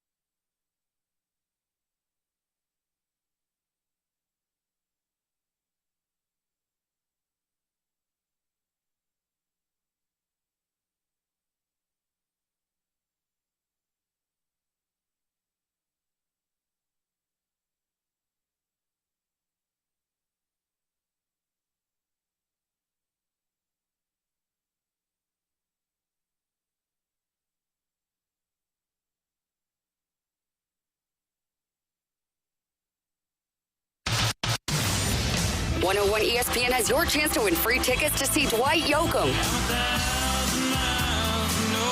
with the Mavericks on April 24th at the Family Arena. Find all the ticket details and find that chance to win free tickets for Dwight Yoakam right now, either at 101ESPN.com or on your 101 mobile. We're right back to more of it. It's BK and Ferrario on 101 ESPN. All All right, so the week of March Madness is upon us. Thursday games get underway, which we actually are going to be out at Helen Fitzgerald's. You can come out and hang out with BK and Ferrario, and the Fast Lane will be there from 11 until 5:30. And we have our breakdown throughout the week leading up to Thursday's first round of games, and we will start today with the South region. And we typically do this in the fashion. We throw out some categories and we just insert teams that kind of pop into those for us. So we'll start with this one, guys. The game you're most intrigued to see in the South region. I think the game that's most intriguing for me, and it'll be part of my upset watch when we get into that here in this one, is that 12 versus 5, UC San Diego versus number 5 Michigan. Mm-hmm. Look, I like that Michigan team, but they didn't look great in the Big Ten title game. Could have been that they're tired. I trust their head coach, but this UC San Diego team has been playing great basketball here of late, and I'll explain a little bit more about why I think they can pull off the upset when we get to that, but I think that's going to be the best game of this region. I think this one's going to come down to the wire. I think that's going to be a fantastic matchup. I also like that first-round affair between Texas A&M and Yale coming out of the Ivy League. I do think that Yale could be really problematic for that up-and-down Aggie squad, despite how physically intimidating it can be. But I'm looking ahead, actually, to round number 2, guys, the round of 32, and I do wonder, provided that Auburn obviously gets through, I like Louisville with that fast-paced attack to knock off Creighton. Yes, Creighton, that is a de facto road game in a sense for Auburn against Louisville. And given just how much Auburn has struggled in the last week plus, I think that Louisville could really give that team a run in round 2. Yeah, Tebow mentioned mine, Michigan versus UC San Diego. I think Michigan got the toughest draw in terms of where they were placed. But I also really like that matchup in terms of how UC San Diego's been playing coming into this South region. So next up, most likely first-round upset, T-Bone? I think it's this UC San Diego squad over Michigan. And the part that I really am leaning into is the fact that,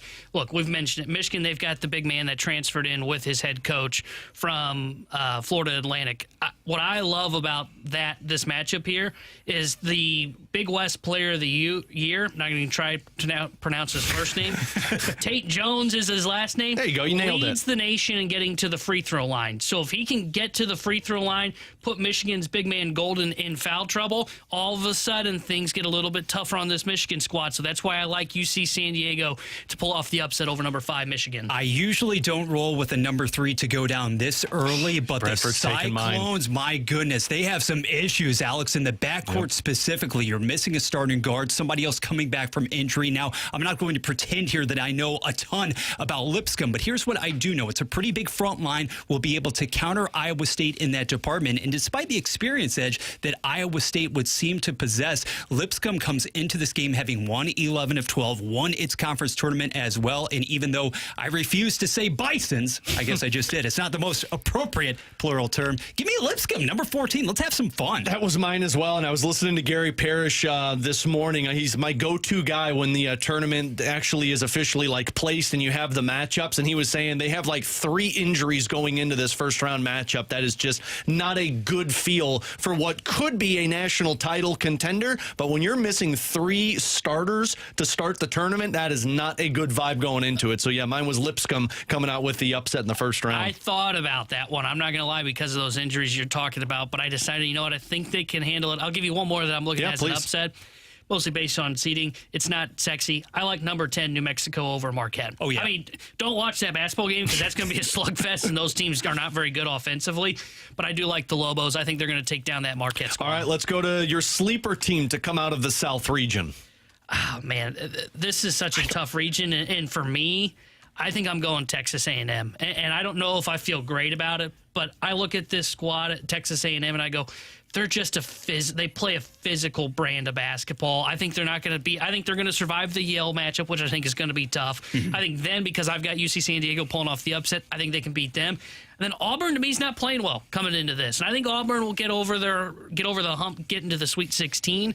But I like A&M to pull off that upset there. So I've got A&M as the sleeper team to keep an eye on that can potentially get out of this region. Love what I saw from A&M up close and personal in Columbia earlier in the year. It has been a daunting stretch, though, for that team ever since. Yes, you knocked off Auburn, although Auburn has been more vulnerable lately, we know. And to me, the difference, though, Tanner, between Texas A&M and Ole Miss, the team which I am going to side with in this department, department is that Ole Miss can do it in so many different ways as far as the distribution of scoring. 6 different guys in double figures. So if you're asking me, can this team knock off either San Diego State or North Carolina in that play-in game of sorts, I say absolutely. And then also taking care of Lipscomb or Iowa State relatively easily. So Ole Miss, I definitely see a really clear path to at least the Sweet 16. Yeah, Ole Miss was mine, but just to go a little different, one I'll be keeping an eye on is just Michigan. I know I said UC San Diego. It's the one that I could see, it being the most intriguing matchup. I do like the way that Michigan's been playing, and I know they're a number 5 seed, so it's hard to say they're kind of a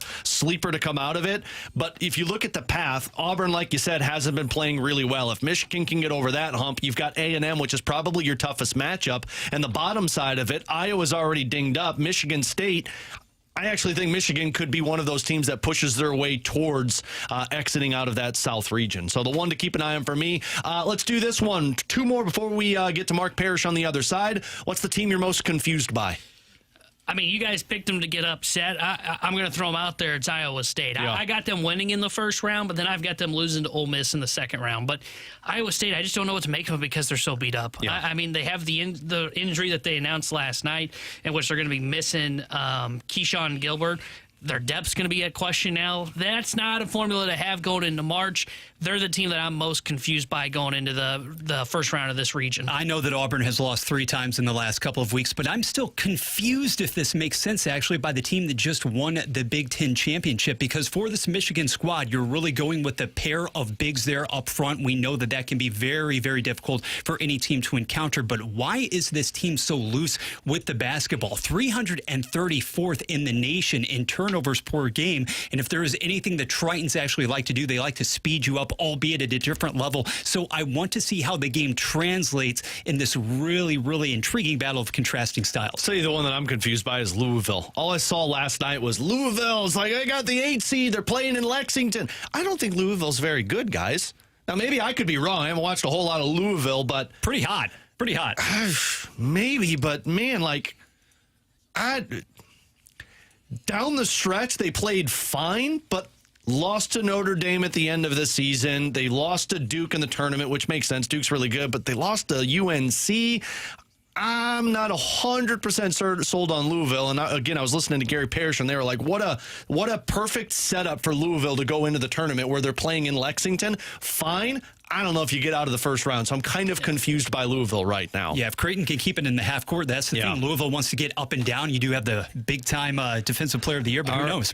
All right, final one. What's the team that comes out of the South region overall? All right, I don't feel good about this answer. I hate this region. I hate this region. I'm going Michigan State. I don't think Auburn's getting out. I don't think Auburn's getting out of this region. I mentioned A&M's a dark horse for me. I think they're taking them down in the Sweet 16. I'm going Michigan State. Now, the reason I'm not confident in this, boy, they play great defense. Mm-hmm. They also can't hit the broadside of a barn from the 3-point range. Remind you of anybody we cover locally? I was going to say, it sounds like so that's right. Anytime you got a team that doesn't shoot the 3-point shot well, does worry me when we get to March. But hey, look, it's Tom Izzo. I'm going to trust him. That team's great defensively. I think Michigan State's going to get out of this region. Yeah, it is the month of March, and so Izzo, bear in mind, this is his 30th year on the job. On 15 different occasions, 15 times he has gone to the Sweet 16. This doesn't feel like one of his one-and-done groups. Michigan State is hot, having won 8 of the past 9. Yes, fell in the conference tournament, but I like, Tanner, that you can pair a top 5 defense in the country with a couple of scoring options. Whereas for Auburn, if Broome is not having a phenomenal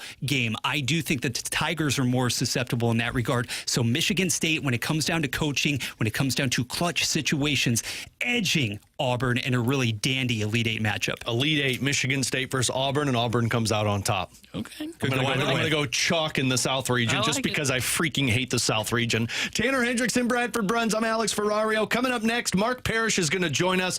Minnesota Wild analyst. He was at the game on Saturday when the Blues beat Minnesota, but also former NHLer on the NHL Network. He'll talk Blues with us next on 101 ESPN. 101 ESPN is powered by Kaufman Townsley St. Louis's injury lawyers. Call 314-500-5000.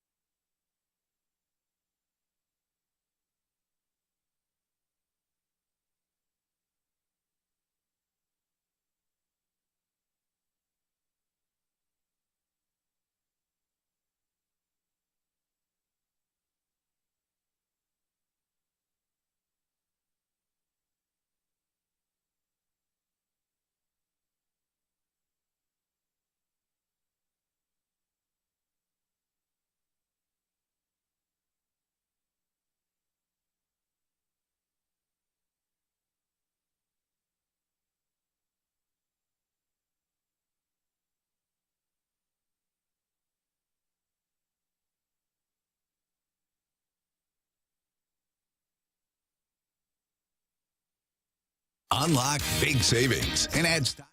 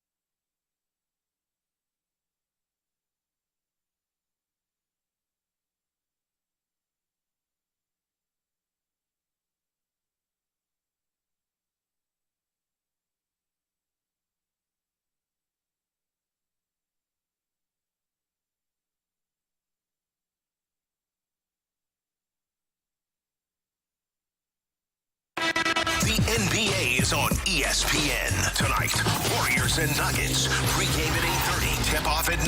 Your home for the NBA is 101 ESPN. 101 ESPN Sports Center. Mizzou, Illinois, and SIUE make the big dance. Good afternoon. I'm Bradford Brunson. This Sports Center update is brought to you by Saliga Heating and Cooling. Last night, the field for the next NCAA tournament was unveiled. Your matchups in the first round, including Thursday, West Region, Mizzou taking on number 11 seed Drake. The Bulldogs coming in with the record of 30-3, champions of the MVC. Friday, Midwest style. Later at night, Illinois will take on either Texas or Xavier, those latter two teams playing in the play-in situation. First four, which will be carried right here on 101 ESPN beginning on Wednesday evening. The SportsCenter update was brought to you by Saliga Heating and Cooling, an independent American Standard heating and air conditioning dealer. This is exactly where you want to be listening to us. It's BK and Ferrario on 101 ESPN.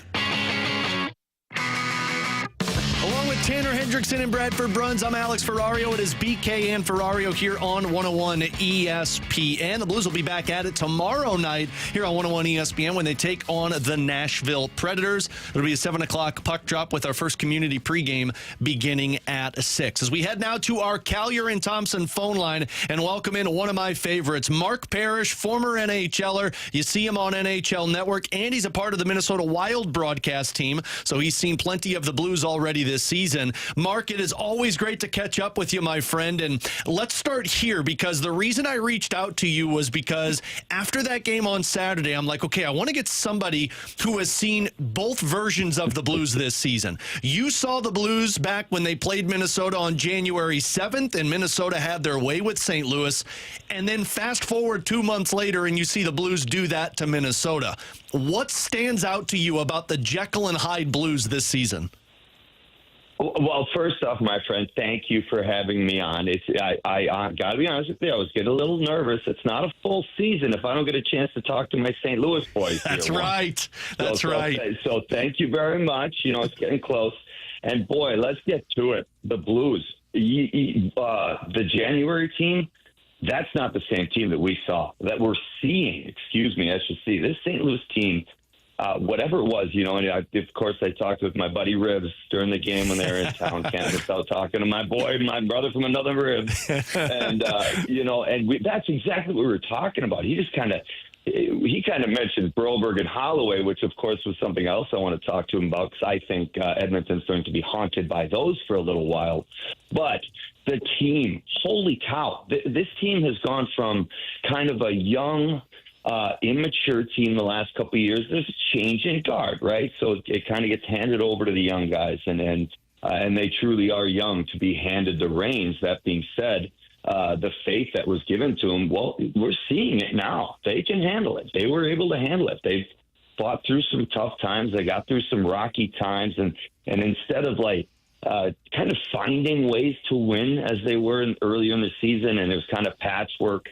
Now that is a mature, confident, top to bottom, hardworking, well-disciplined hockey team. And well-disciplined from the penalties, from the way they play the game, their intensity, their poise with the puck, but incredibly their structure, their systems. I mean, they both had a piece of cake game. I mean, and it was all due to the players in front of them. Just played great. Every single one of them. Everybody was playing outstanding. I mean, it's easy to single out Kyrou because he loves to pick on my Wild. Oh, boy, did he have another night. Mark, I mean, you mentioned their discipline and their defensive system, and they've really gotten to that since the Four Nations break, when Jim Montgomery finally had some practices to get this team kind of in line with what he's been wanting to do.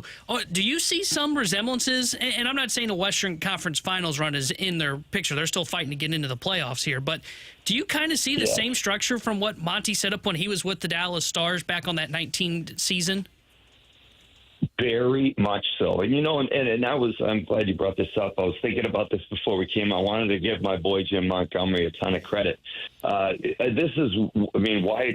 Whatever happened in Boston, whatever happened, I was so happy to see him get the opportunity right away again, because we all know how great of a coach he is and what he can put into a team, what he can turn a team into, especially when you give him a team like St. Louis that's just struggling. They were struggling. There was frustration. You could see it in the players. There was just frustration. They knew they were better. They knew they could be better, and they just couldn't find it. All of a sudden, you bring in, I think I could still give my buddy Jimmy Montgomery the younger coach, I would say. Oh, absolutely. The younger guy, coming out of college. He understands the communication is different with these younger guys. He gets that. That's second nature to him, so he's already got it.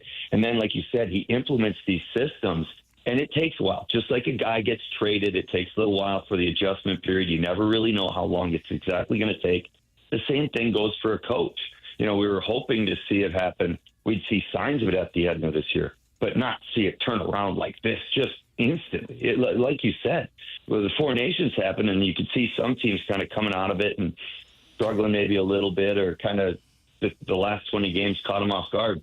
Oh, St. Louis didn't get caught off guard. They came out, and it was, again, it's the signs of the maturity of the players. It was the confidence in which they were playing. Thomas, the guys in on the forecheck, Sundqvist throwing his big body around. I mean, there was just all these kind of signs that it did not look like a young team anymore. It looked like a team that has truly come of age, understands what it needs to do, how it needs to play to win, and that it has the young stars. And they're not necessarily, I don't think they look at themselves anymore as young stars, is what it looks to me on ice.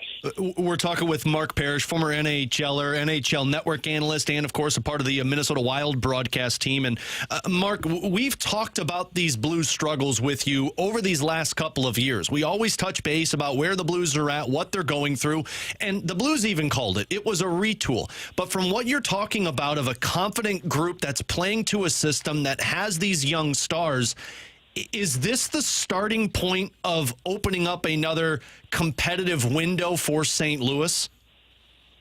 Absolutely. I really don't see. I mean, again, then we can go back to the additions of the Broberg and the Holloway. Adding the depth and adding at the same age. I mean, how rare it is. What a move that was, and how Edmonton let them both go is still beyond me. Especially the Broberg, the young defenseman. I mean, the way he moves a puck, the way he looked. I mean, oh my Lord, he just stood out where every time he was on the ice, he was involved. He was on the right side of the puck. He was making the right plays, and he made it look easy. Again, not like they looked. All of a sudden, they looked like a team of veterans that just. They have a belief now and an understanding of what they can do. What Jimmy has instilled is incredible. It's got to be fun to watch for the fans, because it's fun for me to watch, even though I got, you're taking out on my Minnesota team. But I can forgive that when it's excellent hockey. And that was excellent hockey. And, Mark, you mentioned Kyrou earlier and how he had the hat trick against the Minnesota Wild. What have you seen from him and his growth here with the St. Louis Blues over the last couple of seasons? Again, you start with the young guys. You want to see more and more confidence come up, and you want to see more complete hockey too out of them, especially with the young guys. You're looking forward to seeing the offense. You kind of know that's going to come along, and that the pace at which you become a 30, 40 goal scorer. I remember back in the day, good old Theo Fleury tapped me on the shin pads in my fourth year when I finally got to 30 goals and say, hey, that's about how long it takes, 4 or 5 years to really come into your own as an offensive player. So that will kind of come along. The thing that we're going to look at is the complete game. Is he risking offense or risking defense to get those scoring chances? Is he costing more than he's getting? And that answer right now is absolutely not. I mean, again, he was committed. When you can commit your stars, when you got Kyrou, when you got Thomas, when you've got those guys committed to a 200-foot game, regardless of the age, they're looked at as the veterans, as the leaders of this team. I know you got Braden Shen, obviously, who does a spectacular job, and Anaheim learned all about that last night. But when you see those other guys, these younger guys, when they start to play that 200-foot game, that's when they've truly understood the team game. That's the most important thing. It's not necessarily about establishing yourself, and I've been there, especially as a scorer. That's your job. So you have maybe this need in yourself to prove that you belong in the NHL at that point as being a scorer. Well, then once you get there, it's like, okay, great, you're a scorer. But if you don't play the other side, you aren't going to win us anything, and you understand how much more it is about the team. And that's when I talk about that. Not just me, we all talk about the maturity of a hockey player, and that's kind of what it is. When you come to that realization where your games come together and that realization of the team game is absolutely number one and by far the most important thing. And the conversations change between the guys. I guarantee you, even throughout this year, the conversations between the guys it's much more systematic that they're talking as opposed to individual efforts. And that's, again, another sign of this maturity of this team. Mark Parrish, a couple more minutes. We always love catching up with him here on BK and Ferrario. So, Mark, when you look big picture at the Blues with the success that they've put together over these last 12 games, and again, I know you're going off of just that one that you've seen, but always keeping an eye on this Blues team, what do you believe the strength of their squad is for the rest of this season? Oh, their commitment to the team game. I mean, their discipline. The patience of the boys. That game that they played against Minnesota, they played that game, and I mean, you're putting yourself in a good chance to win out. And it wasn't because the special teams obviously stepping up and the scoring, but it was that whole team. Again, defense wins championships. Monty knows that. He's gotten that close to a Stanley Cup. He's won the national championships, and he's got this team bought in to the defensive structure, the defensive system, the neutral zone structure, everything from the offensive blue line back that you want to see the coach. That's where you're going to see the majority of the coach's fingerprints, because hopefully the coach has most coaches want the offensive players, but he doesn't really want to tell them what to do in the blue line. You guys do what you do in the O-zone. Just this 2/3 of the ice, please listen to me. And I'm telling you, he's got those Blues just cooking right now. They, like you said, the eye test, how much they look like that Dallas team is incredible, and they are much younger with a much bigger window, and we know that big game Benner loves the pressure. So, Mark, final one for you. When you look at the landscape of this wild card race now, of course, Minnesota's holding down that top spot. Vancouver's in the one that the Blues are in a tie with. You've got Calgary, you've got Utah. How do you think this thing plays out when you look at Blues, Vancouver, Calgary, Utah, and Minnesota? Well, I mean, Minnesota right now, even though there's some struggles going on right there, the 6 points, that could be tough. I mean, we're talking a dozen games left or so, 12, 13, I guess 14, depending. That's a tough one to make up. If Minnesota can they have kind of their future in their own hands as of now. But if they keep losing, or if again, just kind of even stay 500, they're going to open the window for again. And I look at, Van right now, they're all right. They're doing okay. I love the way you guys are playing, and Calgary's just kind of been finding that gritty team. But when I look at the stats, even up to Minnesota, the goal differential -10, Vancouver -18, Calgary's -21, Utah's -8, and there's St. Louis sitting right in the middle at 0 goal differential. And those are the team stats that I'm kind of looking for, especially coming down this time of year. And I really, truly believe St. Louis will find their way into the playoffs, if not try and hunt down that wild team that might just hold on to the first wild card spot. Mark, you're one of our favorites here on BK and Ferrario, man. Always appreciate you taking time out of a busy schedule and talking hockey with us. Enjoy this rest of the race, and hopefully we're talking in the postseason with both these teams in action.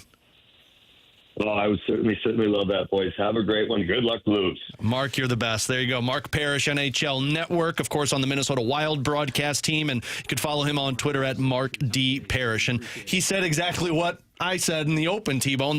One of the biggest things you look at is the team game and how a team is playing. And although Vancouver has played well, Calgary has played well, Utah has played well. Their goal differential is a telling sign. It's not the end-all, be-all, but typically if you go back through the years, teams that have a neutral or a positive goal differential are typically playoff teams, and that's where the Blues sit right now. And no coincidence also, if you go to the Eastern Conference, the two teams that are sitting in the wild card spots, a +8 goal differential, and the New York Rangers sitting at a neutral also. Yeah, and I agree with that sentiment that that's typically how it ends up getting to that spot. But to me, like, when you talk about the Blues and their system and the way that they are playing right now, I mean, you brought this up a couple weeks ago about, hey, let's take a look at Jim Montgomery's Dallas Stars teams and what he did with them and their defensive scheme. Mm-hmm. And Ben Bishop told us, look, I didn't have to really do anything. And you kind of heard Mark Parrish say that about what Hofer had to do against Minnesota. Said it was on an easy Saturday. game. It was just an easy game.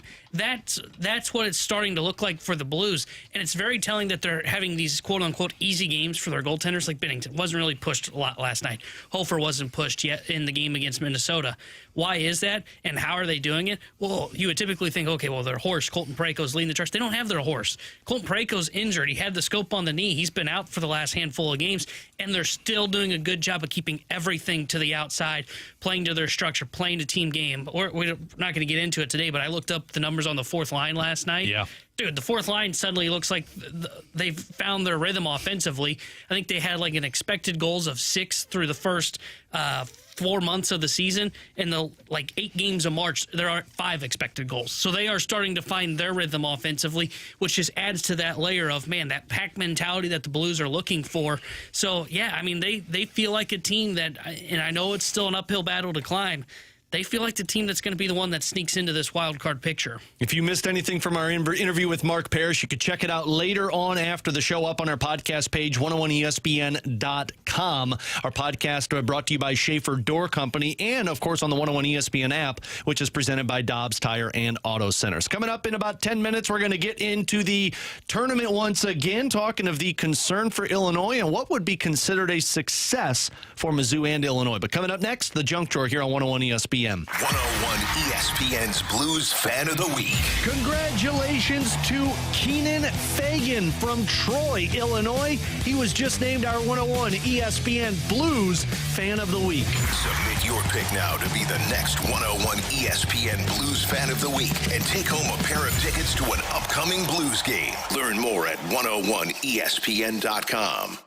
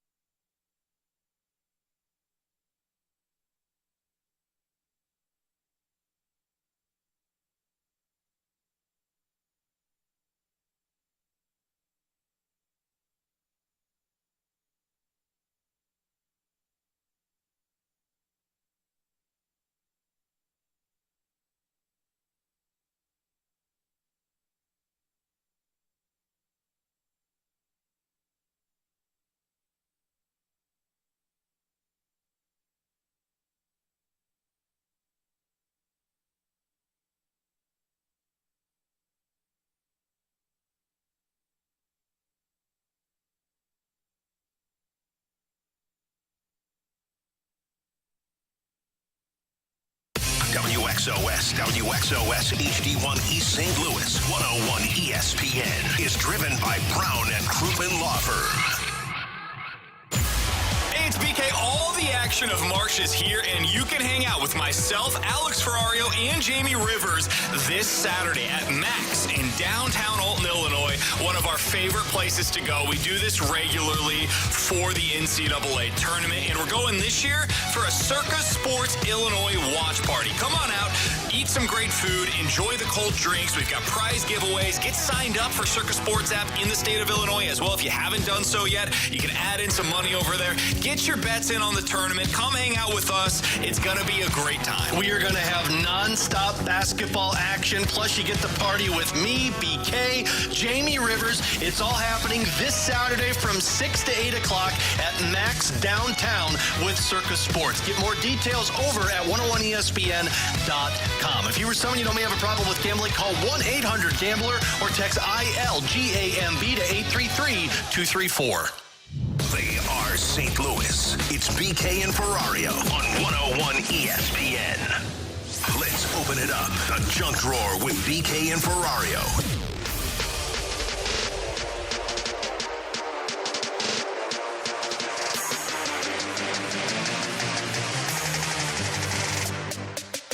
Along with Tanner Hendrickson and Bradford Bruns, I'm Alex Ferrario as we enter tonight's junk drawer. Today's junk drawer. Somebody still in pregame mode? Apparently. There also a reason tonight is on my mind is because I was going to go back to Friday night and ask how you guys fared with the storms that took place. Because over at our house, I was telling you guys before, we lucked out massively because there was a path of three tornadoes that touched down that were coming right towards us in High Ridge, Fenton area.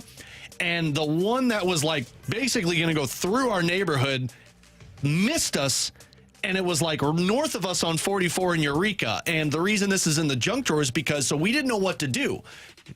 They said that there was a chance of tornadoes, but they were like, it's not going to be later until the evening. I think it was like somewhere between 8 and 10 o'clock. Yeah. And our girls go to bed at 7 o'clock. They are structured on time. They go to bed. So we do movie nights on Friday. So we finished our movie, and it was about 7:30.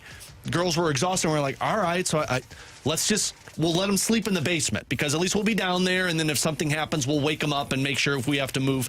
So it started to get bad about 8:45. Girls are out cold on the couch. And we were like, okay, we probably, because where our basement's at, where the couch is, it's next to windows. Mm-hmm. So we're like, we need to wake them up and move them to the back part of our basement just so we can be safe for a little bit. I was expecting the girls to panic about the storms. They just don't like rain. They don't like heavy winds. It's hard to get them to sleep.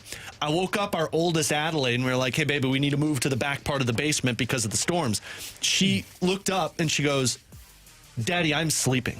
And I go, I understand that. They were pissed that we woke them up. Not about the storm. They weren't scared. They were pissed that we woke them up. So we moved them over to the corner. They went back to sleep. And then at 9:30 when the storm was going, we're like, all right, let's go to bed now. So I was like, just please don't get upset about the storm. But nope, lo and behold, they were just angry about waking them up. Come on. Those are my girls. Yeah, hey, that's champions right there. You got to get your beauty sleep. Amen to that. I think I typically had the same reaction if I remember growing up, because if a big storm was coming that night, or one of those pop-up ones that occur, that sometimes get severe. My parents always acted like nothing was going on. It's like we'd go to bed at our normal time. Just don't tell the kids. Yeah, well, then you'd wake up because then they would have us go to the basement, but it was almost like a drill sergeant coming to wake you up, right? Where it was either my mom or my dad would come in and go, big storm, we got to go to the basement, go. And you wake up in like a panic. Yeah, you wake up in a panic. So I think you guys handled it a little better because I can remember a lot of those where it was, you getting that beauty sleep. You're in that deep sleep, and all of a sudden you wake up in a panic because someone's yelling that something's going on.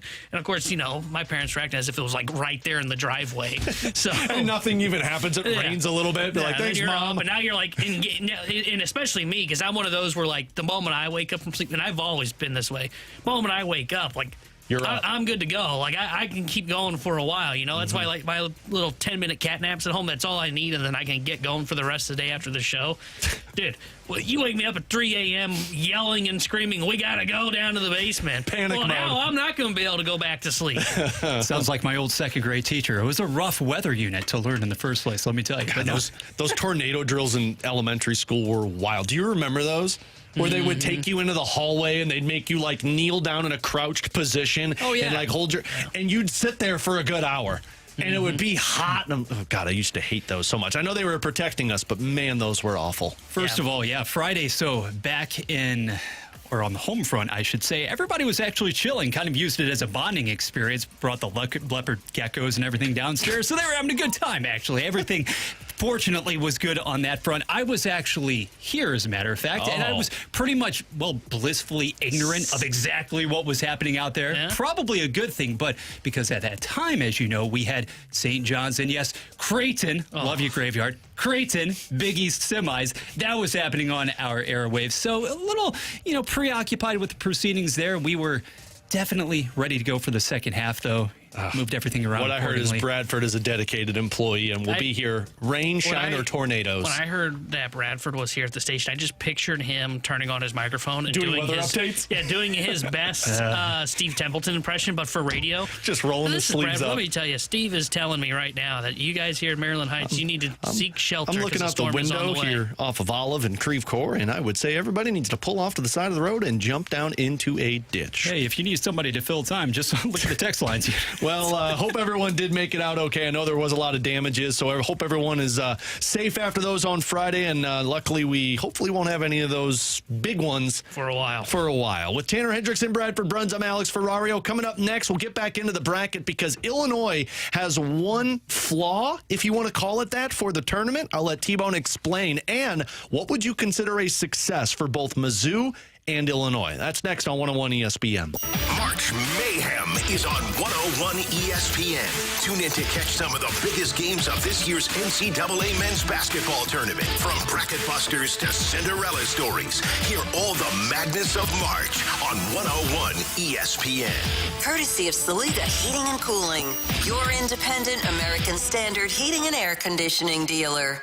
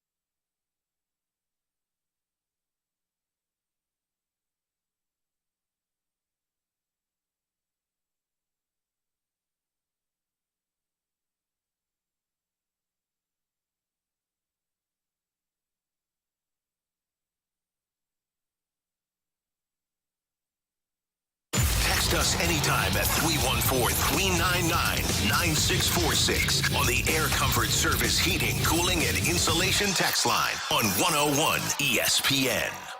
Giving you the picture, the real big St. Louis sports picture. It's BK and Ferrario on 101 ESPN.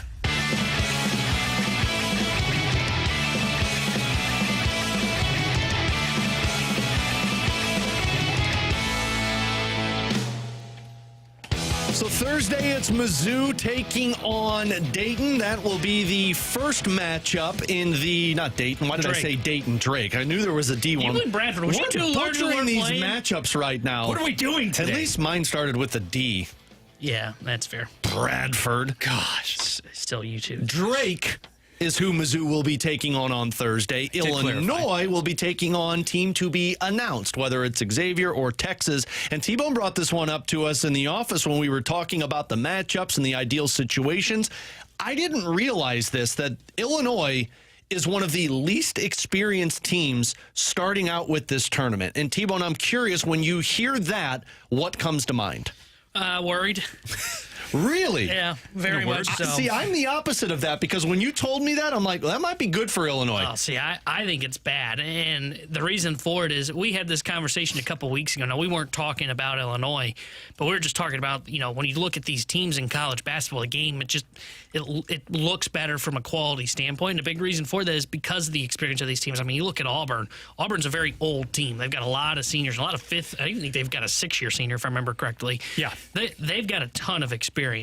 And I think that is so critical when you come here to March, because in March it is the high stakes situations, lose and you are going home. And I think for the reason I say that, I worry about it for this Illinois team. Early on in the season I wasn't too concerned about it because they were playing well. But then once adversity hit this Illini squad, they didn't have anybody to turn to say, hey, you've been through this before. What do we need to do? Mm-hmm. They've had to kind of learn on the fly, and that's what happened when they went through that kind of lull in the middle of the Big Ten season. They're dealing with illness. They didn't have anybody to turn to on how we're going to handle this. You look at the game against Maryland in the Big Ten tournament where they lost and got destroyed in that game. Isevich runs into foul trouble, and then all the wheels just came off. They had no composure. They couldn't handle the fact that their starting center was out of the lineup. I mean, they couldn't protect the rim, and it meant things were off offensively for them. So their lack of experience, I think, is going to be a huge problem here in March. I worry that if they don't get things going early on in the game, they're not going to be able to figure it out. I don't think they're going to be able to be a team that has the resilience to, we started the game where we've missed our first 10 3-point shots, because that's Illinois basketball for you.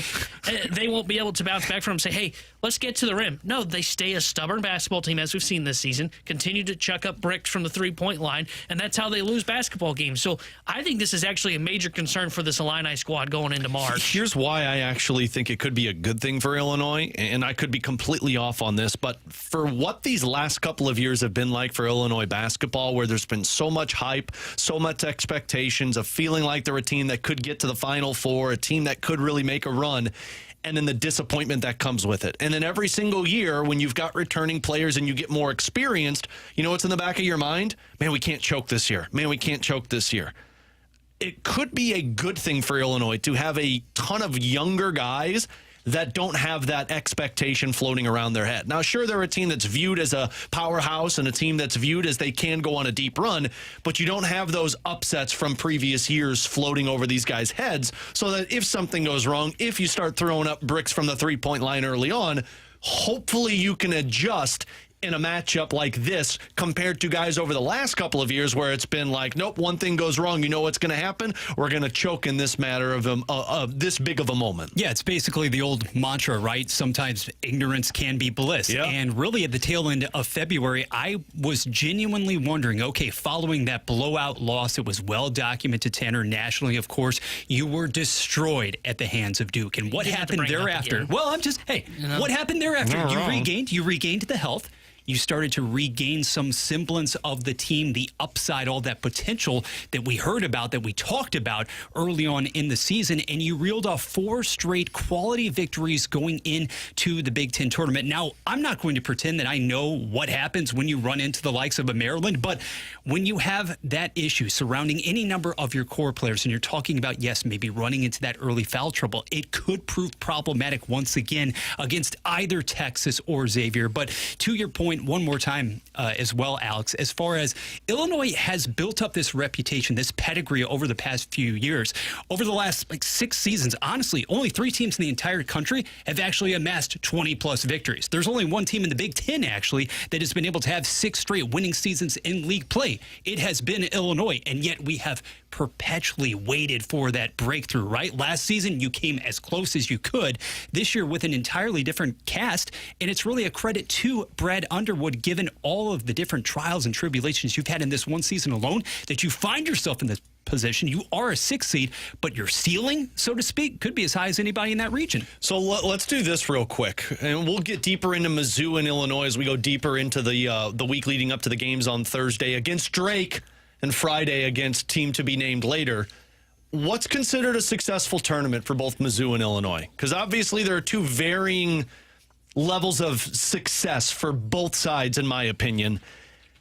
Is it odd that I feel like it's already a successful year for Mizzou for what they've done, and everything else is just gravy? I think a loss to Drake would change that. Really? I mean, I agree with, we talked about it at 11:15? Yeah, 11:15. Gabe DeYarman on TMA this morning said, hey, look, if Mizzou plays their game, there's no reason they should lose to Drake. Right. I think if they get upset by Drake, it's a huge letdown for the Tigers because they are favored. They're a 6.5-point favorite as things stand today. I'm not saying the season's a failure. By no means am I saying that, because, not. It's a huge success. It's definitely successful from the standpoint of, hey, they got back to March after an 0-18 campaign.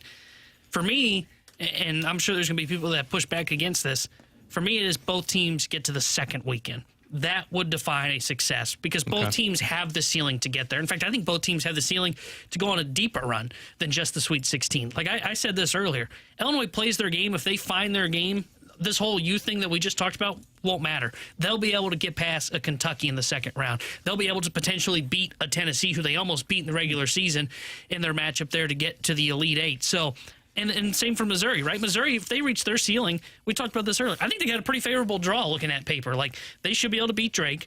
If they get Texas Tech, who it looks like could be their matchup in the second round, that Texas Tech team is pretty small. They don't really have the size. They're a good basketball team. And then you potentially get Kansas. Yeah, and you look at them and you say, okay, well, if you're the Tigers, when we play our best, we can beat both those teams. We can beat both Drake and Texas Tech. So I think for it to be a success, it's winning 2 rounds, getting to the second weekend. I don't think it would be a failure if they only won 1. I think you just look at that and go, okay, we ended up, sure, we got to the tournament. That was fun.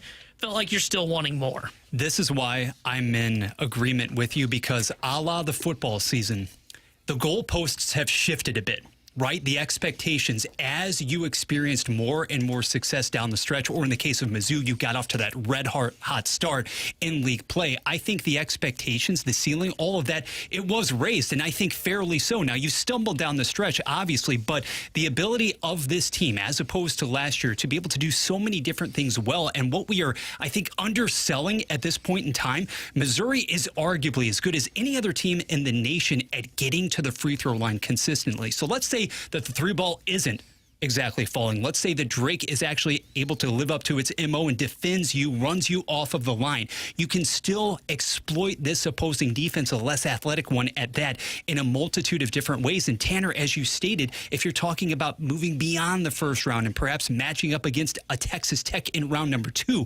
everything aligns for you as well as you could expect to be able to make that run. Now, I understand this is a program that only has 1 NCAA tournament victory since all the way back in 2013.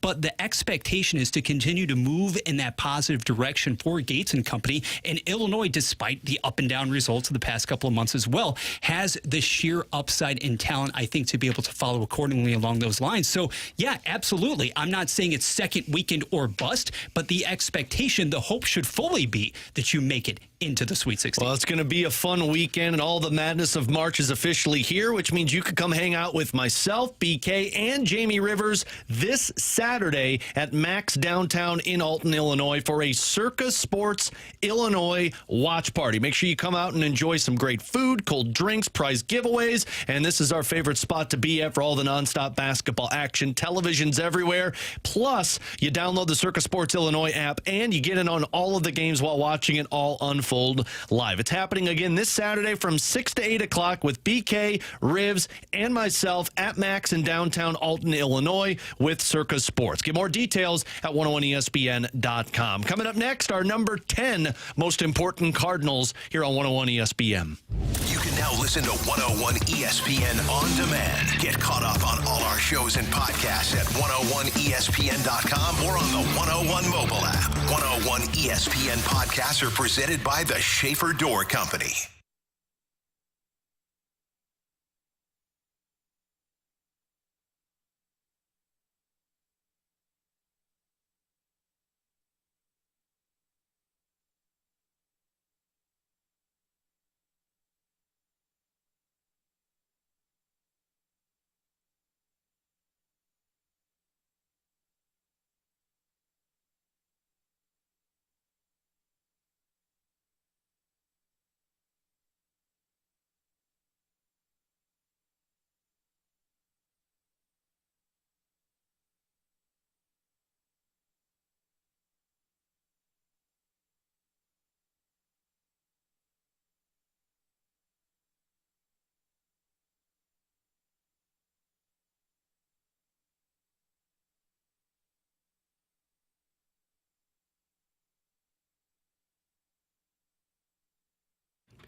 T-Bone here to tell you about DraftKings Pick 6 as March Mania is here. And if you're struggling to pick which team's going to pull off the upset, forget about the teams. All you need to focus on are player stats to rack up big cash with DraftKings Pick 6. And when it comes to massive payouts, DraftKings dunks all over the competition. Pick 6 is available in most states, including here in Missouri. And you can track your picks for a shot to win huge cash prizes. It's as simple as that. Looking at the first four, which starts tomorrow, I'm going to look at that North Carolina San Diego State game. I think it's going to be an offensive shootout. So I like Nick Boyd more than 15.5 points, BJ Davis more than 9.5 points, and then also Davis with more than 9.5 points or 15.5 points. RJ Davis for North Carolina. Those three make that $10 can win you 50 plus. Download the DraftKings Pick 6 app now and use my code 101WXOS. That's code 101WXOS for new customers to play $5, get $50 in Pick 6 credits. Better payouts, bigger wins, only with Pick 6 from DraftKings. The crown is yours. Gambling problem? Call 1-800-GAMBLER. Must be 18 plus. Age and eligibility restrictions vary by jurisdiction. Void where prohibited. One per new customer. Bonus awardable is non-drawable. Pick 6 credits expire in 14 days. Limited time offer. See terms at pick6.draftkings.com/promos.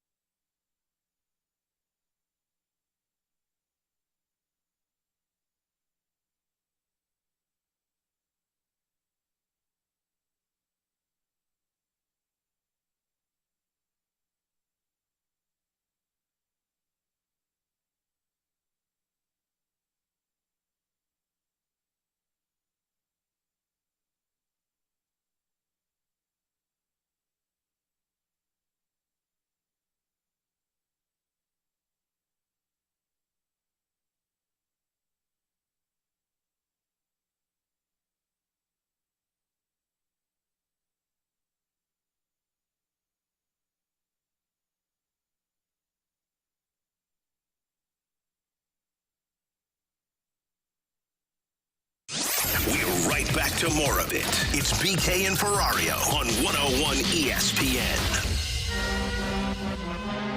The 20 most important Cardinals for the 2025 season.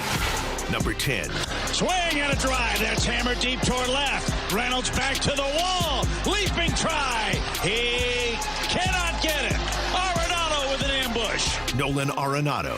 That's right. We are officially into the top 10 of our 20 most important Cardinals for the 2025 season. Along with Tanner Hendrickson and Bradford Bruns, I'm Alex Ferrario. Nolan Arenado cracking the top 10 once again. Much different spot for him than what he's been over the last couple of years, because the last few years he's either been number 1, number 2, number 3. He's always been in the top 5 for us, and now he's dipped down to the top 10. Now, full transparency, I had him at number 16 on my list. Tanner had him at number 6, and BK had him at number 12. You put all those together, you calculate it BK style, he comes in at number 10. I'll start first as to why I had him at number 16, because I'm sure some might agree with me. Some might be like, Alex, what the hell are you talking about?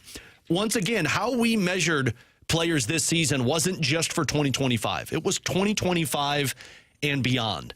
And I looked at Nolan Arenado coming into this season as having little to no impact on the Cardinals team. They tried to trade him this year. Frankly, he's not even supposed to be here. He's going to be they're going to be trying to trade him throughout the season, I'm sure, at the trade deadline, and then once again in the offseason. The Cardinals want to move on from Nolan Arenado. Is he here? Absolutely. Can he help your team get to the playoffs? Probably, if he has a bounce-back year. But he has no impact on the team beyond this season, and frankly might not have any impact on this season. I think for how we're measuring moving forward with the Cardinals with our list of 20 most important Cardinals, it's all about what the team looks like beyond this year. And I looked at Nolan Arenado and said, you know what? He hits 35 home runs this season. People are like, oh my gosh, guess what? Cardinals are probably going to try and trade him. If he has a bad year, well, your team's not going to have any success. And guess what? Cardinals are probably going to try and trade him still. So if you're looking at him impacting just this year, yeah, he's probably should be in your top 10. But this year and beyond, I don't think he has any implication on where the Cardinals go moving forward. See, and that's where I disagree, and that's why he's at 6 on my list, because I did my list twofold. One, like you're saying, 2025 and beyond, what's best for the St. Louis Cardinals, and also because clearly they're operating this way, and it's now become even clearer as we get closer to opening day. They're trying to partially win in 2025. So I looked at it that perspective as well. I think he impacts both winning this year and what the future looks like for the St. Louis Cardinals. And I'll start with winning this year. If the Cardinals want to be a winning ball club this season, and they want to get off to this fast start in April, which they've been saying, hey, if we get off to a fast start, we think we can appeal to the fans to get them in to the stadium. Well, that's going to mean that Arenado probably is going to show signs of a bounce back, right? That means he's not going to be the guy that didn't hit for much power last season when he had a career low slugging percentage. That's a guy that you can hit in the middle of your order and not have to squint to really see it and be the perfect cleanup hitter for a potential lineup that could surprise us and be a pretty good offense. Okay, now let's go to what the future holds for Nolan Arenado. Well, if he plays well, and this is why he's at 6 for me, if he plays well, his trade value goes up again. And though Arenado had a limited list to, if I remember correctly, it was 5 teams, those 5 teams basically said, hey, we don't want him. There was a report last week out of New York where a Yankees reporter said, hey, the Yankees could use right-handed bat. They don't value Arenado at that contract right now. Well, that's fair because he's not playing like a $30 million bat. So if he plays well, brings back up that value to where the Cardinals can look to trade him at the trade deadline if they're out of it, trade him in the offseason if they want to, if they can't make a move at the deadline, and they can try and free up more playing time for kids in the future. The other reason I say that it's a good thing if he does end up hitting well is it is one of those where it is, okay, if he plays well and maybe we're ahead of schedule and we like what we're seeing from Arenado, we can hang on to Arenado. Arenado can be here and finish out this 3-year contract that he's got left and be a middle-of-the-order impact bat for us. The worst-case scenario for them is he doesn't perform well. Because if he does not perform well, A, the trade value's not there, and B, you're stuck with a bad contract playing third base out for the final 3 years of his deal. So that's why I put him at 6, because I think he has a huge impact on what their future is and if they're going to be winning in 2025. I also think worst-case scenario is what you just said, because I believe this Cardinals team sees of Nolan Arenado playing well this year and says, well, no, we're not going to trade him. He's good. See, and I don't think that's a bad thing. But next year he goes right back down to earth. It always concerns me when you have a motivation like he has to where it's like, hey, you tried to trade me. I'm going to prove you wrong. And then he plays well, and the Cardinals are like, well, we need this, so we'll keep you here. And then you come back down to earth those last couple of years. And the reason that I say it may not be a bad thing if he performs well. Now, I get what you're saying about the whole, hey, it could be just a one-hit wonder again for him in this bounce-back year. Mm-hmm. If then it's only 2 more years at $60 million, that's not the worst thing in the world to eat, if we're being honest with ourselves. If you're the Cardinals, that's everything. The reason I say, though, it may not be the worst thing in the world is hey, if he ends up playing well and the Cardinals decide to keep him, guys, there's a chance Gorman doesn't work out. Yeah. And what that means is, well, that was the whole reason, right? Oh, if we trade Arenado, we now got Gorman at third base. Well, maybe Gorman's just not a big leaguer, right? How much would people be pissed off, though, if they'd make that decision, Arenado plays well, Gorman doesn't, and they say, nope, we got to move on from Gorman. It's not it. Arenado's here. Let's push forward. And Arenado has a bad year next year, and Gorman goes on to play well. I don't think it's anything that ties it. If they make a decision on Gorman this year, it is not anything to do with what Arenado has done. It is everything to do with what Gorman does as an individual, in which case you can't look at Arenado and blame him for being here. Plus, they've got the replacements at second base if need be. They've got Donovan. They've got J.J. Weatherholt that's coming. They've got Thomas Ajayci. Now, that can also be the reason for what you're saying, which is, hey, I would trade Arenado still if he has a good year because you've got all of these pieces. Yeah. But I just don't view it as, oh, well, if Arenado's here, then it doesn't really matter what he does. No, he still carries significant value for the Cardinals because if he plays well, he becomes tradable. Or if he plays well, he helps them potentially win in 2025, which they're not saying out loud, but the quiet thing they are saying is, hey, we kind of want to win in 2025. Yeah. Because make no mistake about it, and I believe we have to take John Mozeliak at his word in this instance, Nolan Gorman is not going to be squeezed for ABs this coming season in any way, shape, or form. Maybe you have to perform some gymnastics with an Alec Burleson, maybe even Brendan Donovan position to position day after day.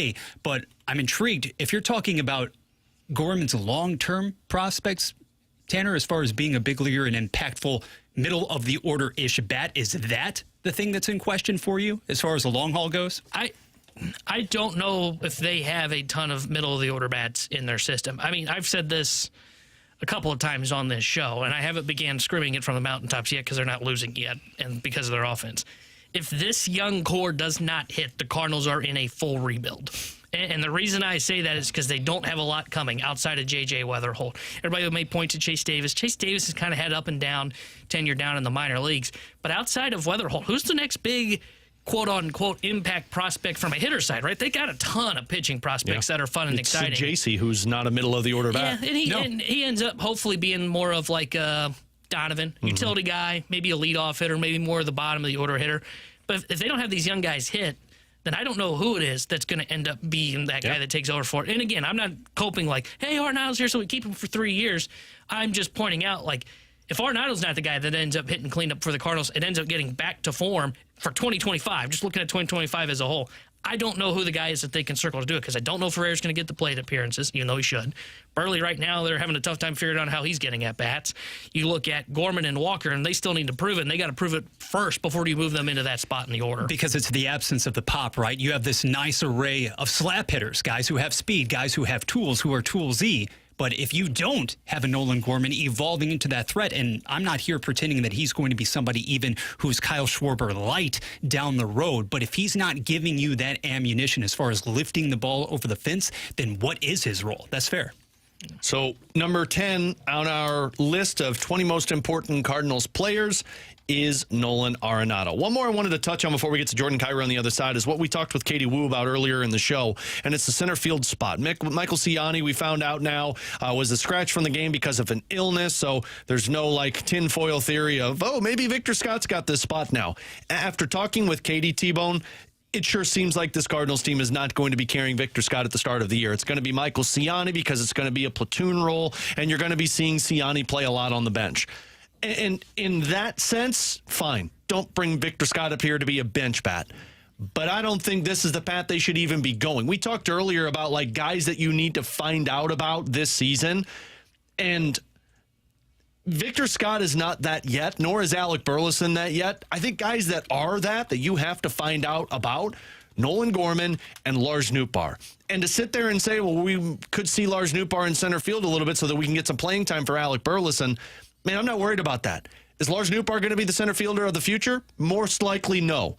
Put him in left field, carry the bat that's going to help you on top of defense that's going to help you to start the year with Victor Scott. Once again, this goes back to the Cardinals believing now, I think, that they can compete, so they're not worried about the youth getting opportunities. They want to make sure that they put the best roster on the field to start the season. Yeah, I don't agree with what the Cardinals are trying to do here in center field, especially for a team that they publicly keep saying is, or they had been until it switched to transition, was a youth movement. Look, man, Victor Scott, he may not be ready. He may end up sinking in the first month. Well, you know what? You can send him down if he does, kind of like you did last year. To me, he looks like he's made adjustments. I think the best thing for him last year was failing at the big league level and then also failing at AAA. And I think he's making those adjustments this season. I mean, he's hitting the ball hard. He's hitting for extra base hits. He's hitting for average. He has an OPS over 1,000 right now, and he's playing really good defense in center field. I just disagree with them viewing this center field spot as a platoon. Now, I know what they're doing. They're trying to get at-bats for Burley, which to an extent makes sense because he is a guy that will be arbitration eligible after this season. Mm-hmm. So I get it to an extent. I also know Victor Scott should be the center fielder of the future. And I think if there was ever a time to where you say, you know what, let's put him up here. We'll see if he sinks or swim. We'll give him a month, 2 months here at the big leagues to be our starting center fielder. This was the year to do it because in theory you are not trying to compete. And I know that puts a squeeze on Alec Burleson's at-bats. I'm sorry, I don't care about that right now. I think it is better to get Victor Scott the reps in center field, start him there. He's up here every day going through the big league routine and learning, most importantly, at the big leagues with the hitting coach, Brant Brown. Yeah, well, Victor Scott playing center field today because of that late scratch by Michael Ciani due to illness. And so far in the game today, Victor Scott, 1 hit in 3 at-bats. Tanner Hendricks in Bradford Bruns. I'm Alex Ferrario. Coming up next, Jordan Kyrou once again is putting on display the incredible turnaround season that he has gone with. What's gone into this? And he had a quote last night that really stuck out to me. So we'll get to that next here on 101 ESPN. 101 ESPN is powered by Kaufman Townsley St. Louis's injury lawyers. Call 314-500-5000.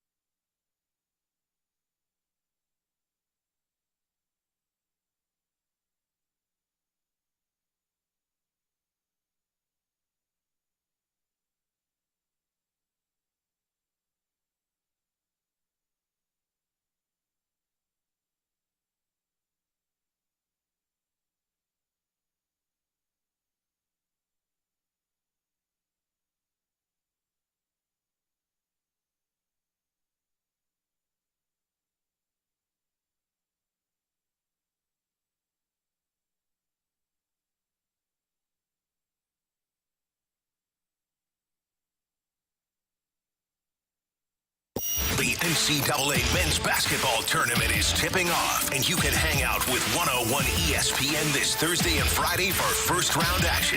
Join BK and Ferrario in the Fast Lane live from Helen Fitzgerald's this Thursday. Then catch both shows broadcasting from Cyberg's Dorset on Friday. Come watch the games while enjoying some food, a cold Bud Light, and register to win 101 ESPN giveaways. That's this Thursday and Friday with BK and Ferrario and the Fast Lane from 11 a.m. to 6 p.m. Get all the details at 101ESPN.com. Our tournament tip-off broadcast is refreshed by Bud Light. Easy to drink, easy to enjoy.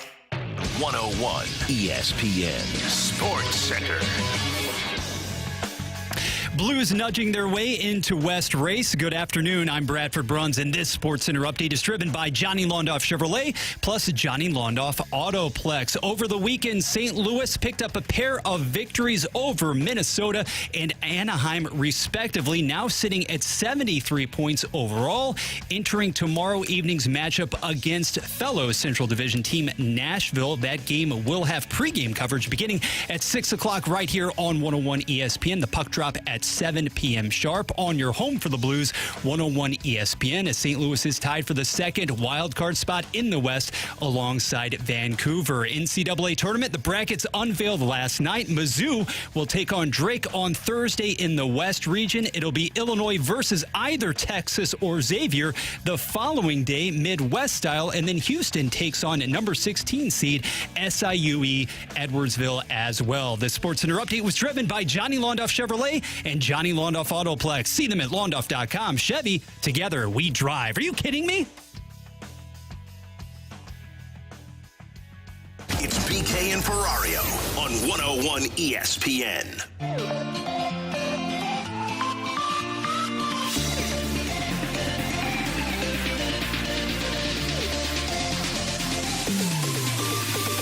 Jen centers to Holloway. Put it on. Rebound. They score! Kyrou. 3-0 St. Louis. Tape of Kyrou. He spins around Chisholm. Tries the goal. Wrap around. Score! Kyrou with 2. Buchnevich to Kyrou. To the empty net. Hat trick goal. If you've got a hat, chuck it at your radio. Jordan Kyrou with the hat trick tonight. So Jordan Kyrou, that was on Saturday night against the Minnesota Wild, picked up a hat trick. And I feel like it went under the radar that prior to that hat trick, he had not scored a goal in 7 straight games. I even looked at that when it happened. I'm like, did you know? And I looked at Grant and we were like, really? In that 7-game stretch, he had a total of 3 points. Jordan Kyrou was going through a dry spell. Now, meanwhile, goes to show you how well the team's been playing, because also in that stretch, they lost twice in regulation, one to Dallas, one to Pittsburgh, and then one in overtime. But overall, Jordan Kyrou went through a dry spell and then put together 6 points in 2 games, a hat trick against Minnesota, and then last night he picked up 3 assists. And along with Tanner Hendrickson and Bradford Bruns, I'm Alex Ferrario. That's just a perfect narrative of what Jordan Kyrou's season has been. But then I heard this postgame last night. It was on with Curbs and Joey after the game, and they asked him about the dry spell he was going through. Yeah, I mean, you just kind of got to stick with it and, just keep competing out there. You just got to focus on the habits away from the puck, and, eventually that's gonna come. So this is a different Jordan Kyrou. And I know this is not a surprise to anybody, T-Bone, but that comment right there, you would not have heard 2-3 years ago. When you go through a dry spell, it's, I just got to keep putting pucks on net. I just got to keep finding ways to open up opportunities. That's the team mentality we've talked so much about. And Jordan Kyrou is now bought into this one. And I think it's a perfect example when you go back and look at that 7-game stretch against the Anaheim Ducks. He had 2 shots on goal in that game, but he came up with 1 primary assist, but also 2 other plays that he had away from the puck that set up his line to score. And then last night, a guy coming off of a hat trick comes up with the assists. He comes up with the plays with only 1 shot on goal. Kyrou has now essentially taken what Jim Montgomery has wanted to see from him, being a 200-foot player, and he's implemented it into his game so that when he's not affecting it on the score sheet, he's affecting it away from the puck, and the line and team is still having success. Yeah, and it's very noticeable this year. I mean, we've talked about it. This is a complete game he's really played to a complete game all season long for the St. Louis Blues. And I mean, you mentioned that goalless drought of his, the 7-game goalless drought. The reason that we didn't talk about it, one, it's twofold. It's one, the team was playing still pretty well without him scoring because they now are back to that pack mentality. They've got 4 lines that are rolling right now.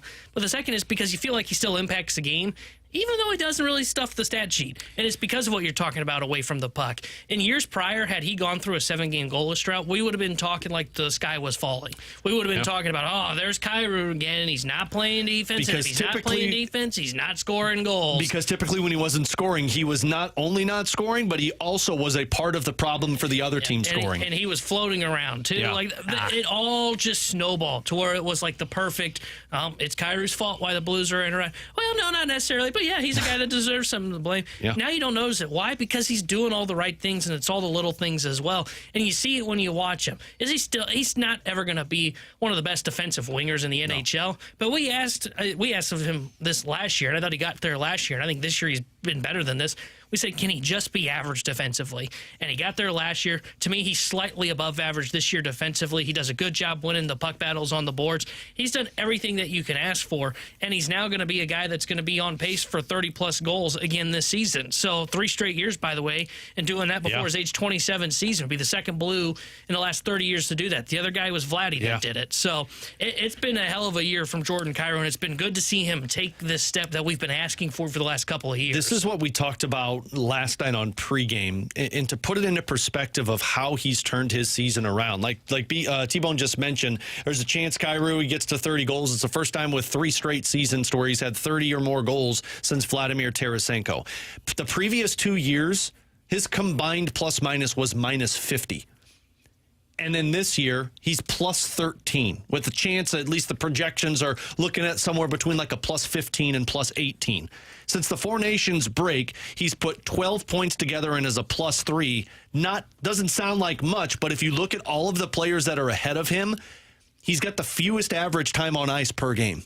So he is impacting games in very small windows, which, one, shows you the depth that the Blues have, and 2, shows you how much he's impacting games when he's only playing 15 minutes a night. I mean, essentially, that's a second or third line winger on a really good team that's putting together a point-per-game pace. And, Alex, what's intriguing to note as well, even in the midst of that drought, right, we still saw those glimpses. We saw opportunities and signs that he was ready to bust out of it from an offensive standpoint. Think about the LA Kings, that first game, 7-shot outing, right? And then a couple of games thereafter, there were bursts. But now to speak to the overall engagement level that he displays night to night, Tanner, you hit the nail on the head there. You're not expecting somebody necessarily who's going to be a Selke Trophy finalist year in and year out, but the different ways in which he can impact the nation while still being the action and still being that guy, as we saw on Saturday night. How many singular forces in the NHL can basically go 1-on-4 against the Minnesota Wild and still put it in the back of the net along those lines? So he has the flashes. He has the sustained ability to be that premier goal scorer, but now everything as much as is possible that we've seen with him so far at the NHL level is rounding into shape. And to your point, talking about 30 goals, having the potential to reach that marker, guys, there have only been 3 guys on the St. Louis Blues in the past 40 years to have 4 straight seasons of 25-plus goals. Kyrou now in that category with Holy and Tarasenko. Yeah, it's a really good season by Jordan Kyrou, and I think Mark Parrish said it best when he was on with us. Like, typically it takes guys 4 to 5 years to really find that style of hockey, and to put it into perspective, a guy across the ice last night, Trevor Zegras, he still hasn't figured it out. And this was a guy that was hyped to be one of the next big playmakers in the NHL. He's been designated to like a second or third line with Anaheim, and he's not putting up points. So, and just like Kyrou, who's been floated around in trade conversations because of that. And until you figure out the other side of the game, you're always going to be that type of player. And that's what Jordan Kyrou has wiped away with a season like he has had. Tanner Hendrickson, Bradford Bruns, I'm Alex Ferrario. We'll close it down with the Rewind next here on 101 ESPN. College basketball is on ESPN. The NCAA tournament. First four. Coverage starts Wednesday night at 5:30. The NCAA plays on 101 ESPN.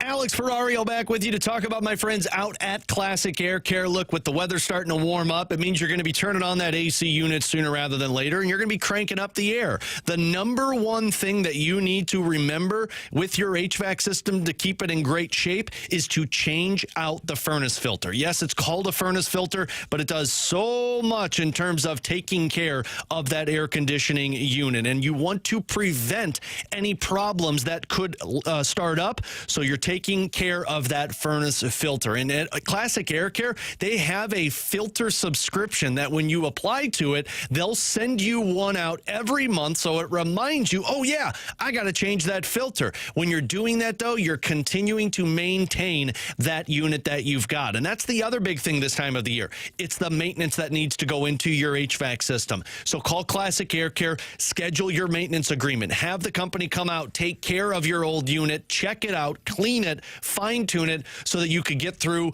the upcoming hot weather with Classic Air Care. Call them today, schedule that appointment, get on the maintenance agreement, sign up for the filter subscription, do it all online at classicaircare.com. Just tell them Alex Ferrario sent you over at Classic Air Care.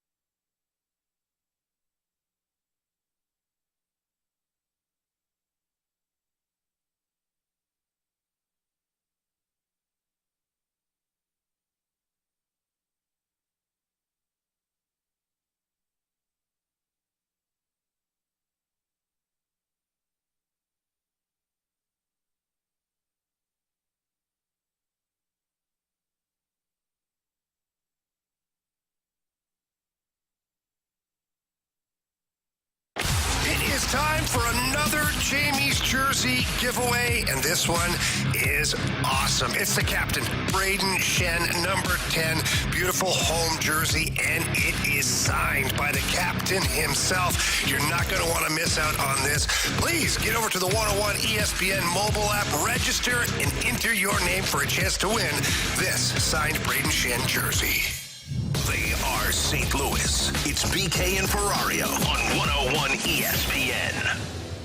Let's run it back with a daily rewind on BK and Ferrario. Brought to you by Gloria Loom, your home sold guaranteed realty. Selling your home begins at GloriaHasTheBuyers.com.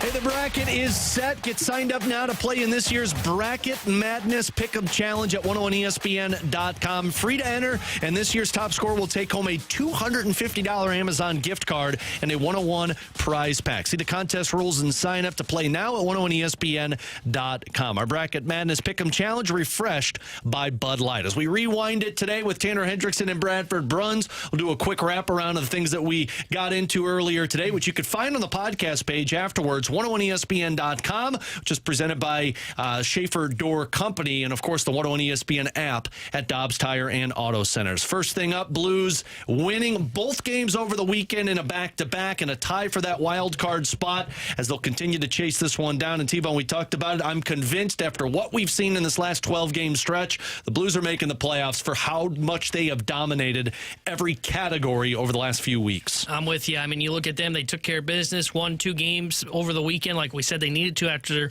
using their mulligan against Pittsburgh. They're playing well offensively. They got all 4 lines rolling now, even including the 4th line, whose offense has been great. And defensively, they're limiting shots on teams. They're the 3rd best since the 4 Nations break in shots allowed on goal per game. And then in the Cardinals side of things, it sounds like the conversation is potentially a 6-man rotation to start the year, which Katie Wu told us earlier has nothing to do with Michael McGreevy, at least from her perception, and it has everything to do with Matthew Liberatore. Yeah, I kind of wondered if that might be the case. We'll see. I'll be curious to know what they do. If they're using this 6-man rotation, air quotes, as more of, hey, Libby's going to be more of a swing guy, that when we get to that first stretch of 13 games in 13 days, then he moves to the rotation.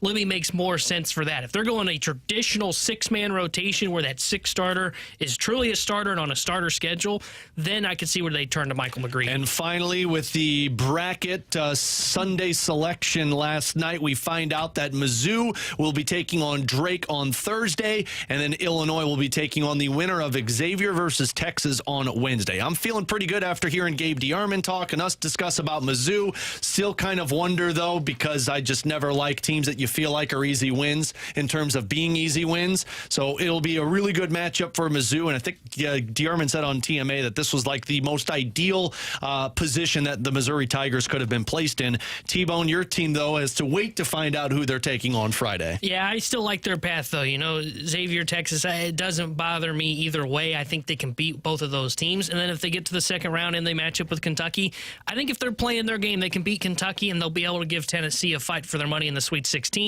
Problem with Illinois, though, is their inexperience, as we mentioned, 3rd fewest minutes of any NCAA tournament team that's got experience at this dance.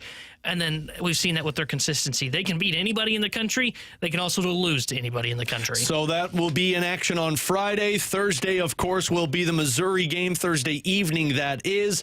The Blues will be back in action on tomorrow against the Nashville Predators. Quick one on the road. That'll do it for us. For Bradford Bruns, who's stepping in, always appreciate his work with us. And for Tanner Hendrickson, if you missed any of our stuff today, again, check it out on the podcast page, 101ESPN.com and the 101 ESPN app. The Fast Lane is coming up next from 2 to 6 here on 101 ESPN. The bracket is out. Show off your tourney knowledge and play in this year's Bracket Madness Pick'em Challenge. It's free to enter, and this year's top scorer will take home a $250 Amazon gift card and a 101 prize pack. Must be 21 plus and a resident of Missouri or Illinois. See the contest rules and get signed up to play in Bracket Madness now at 101 ESPN.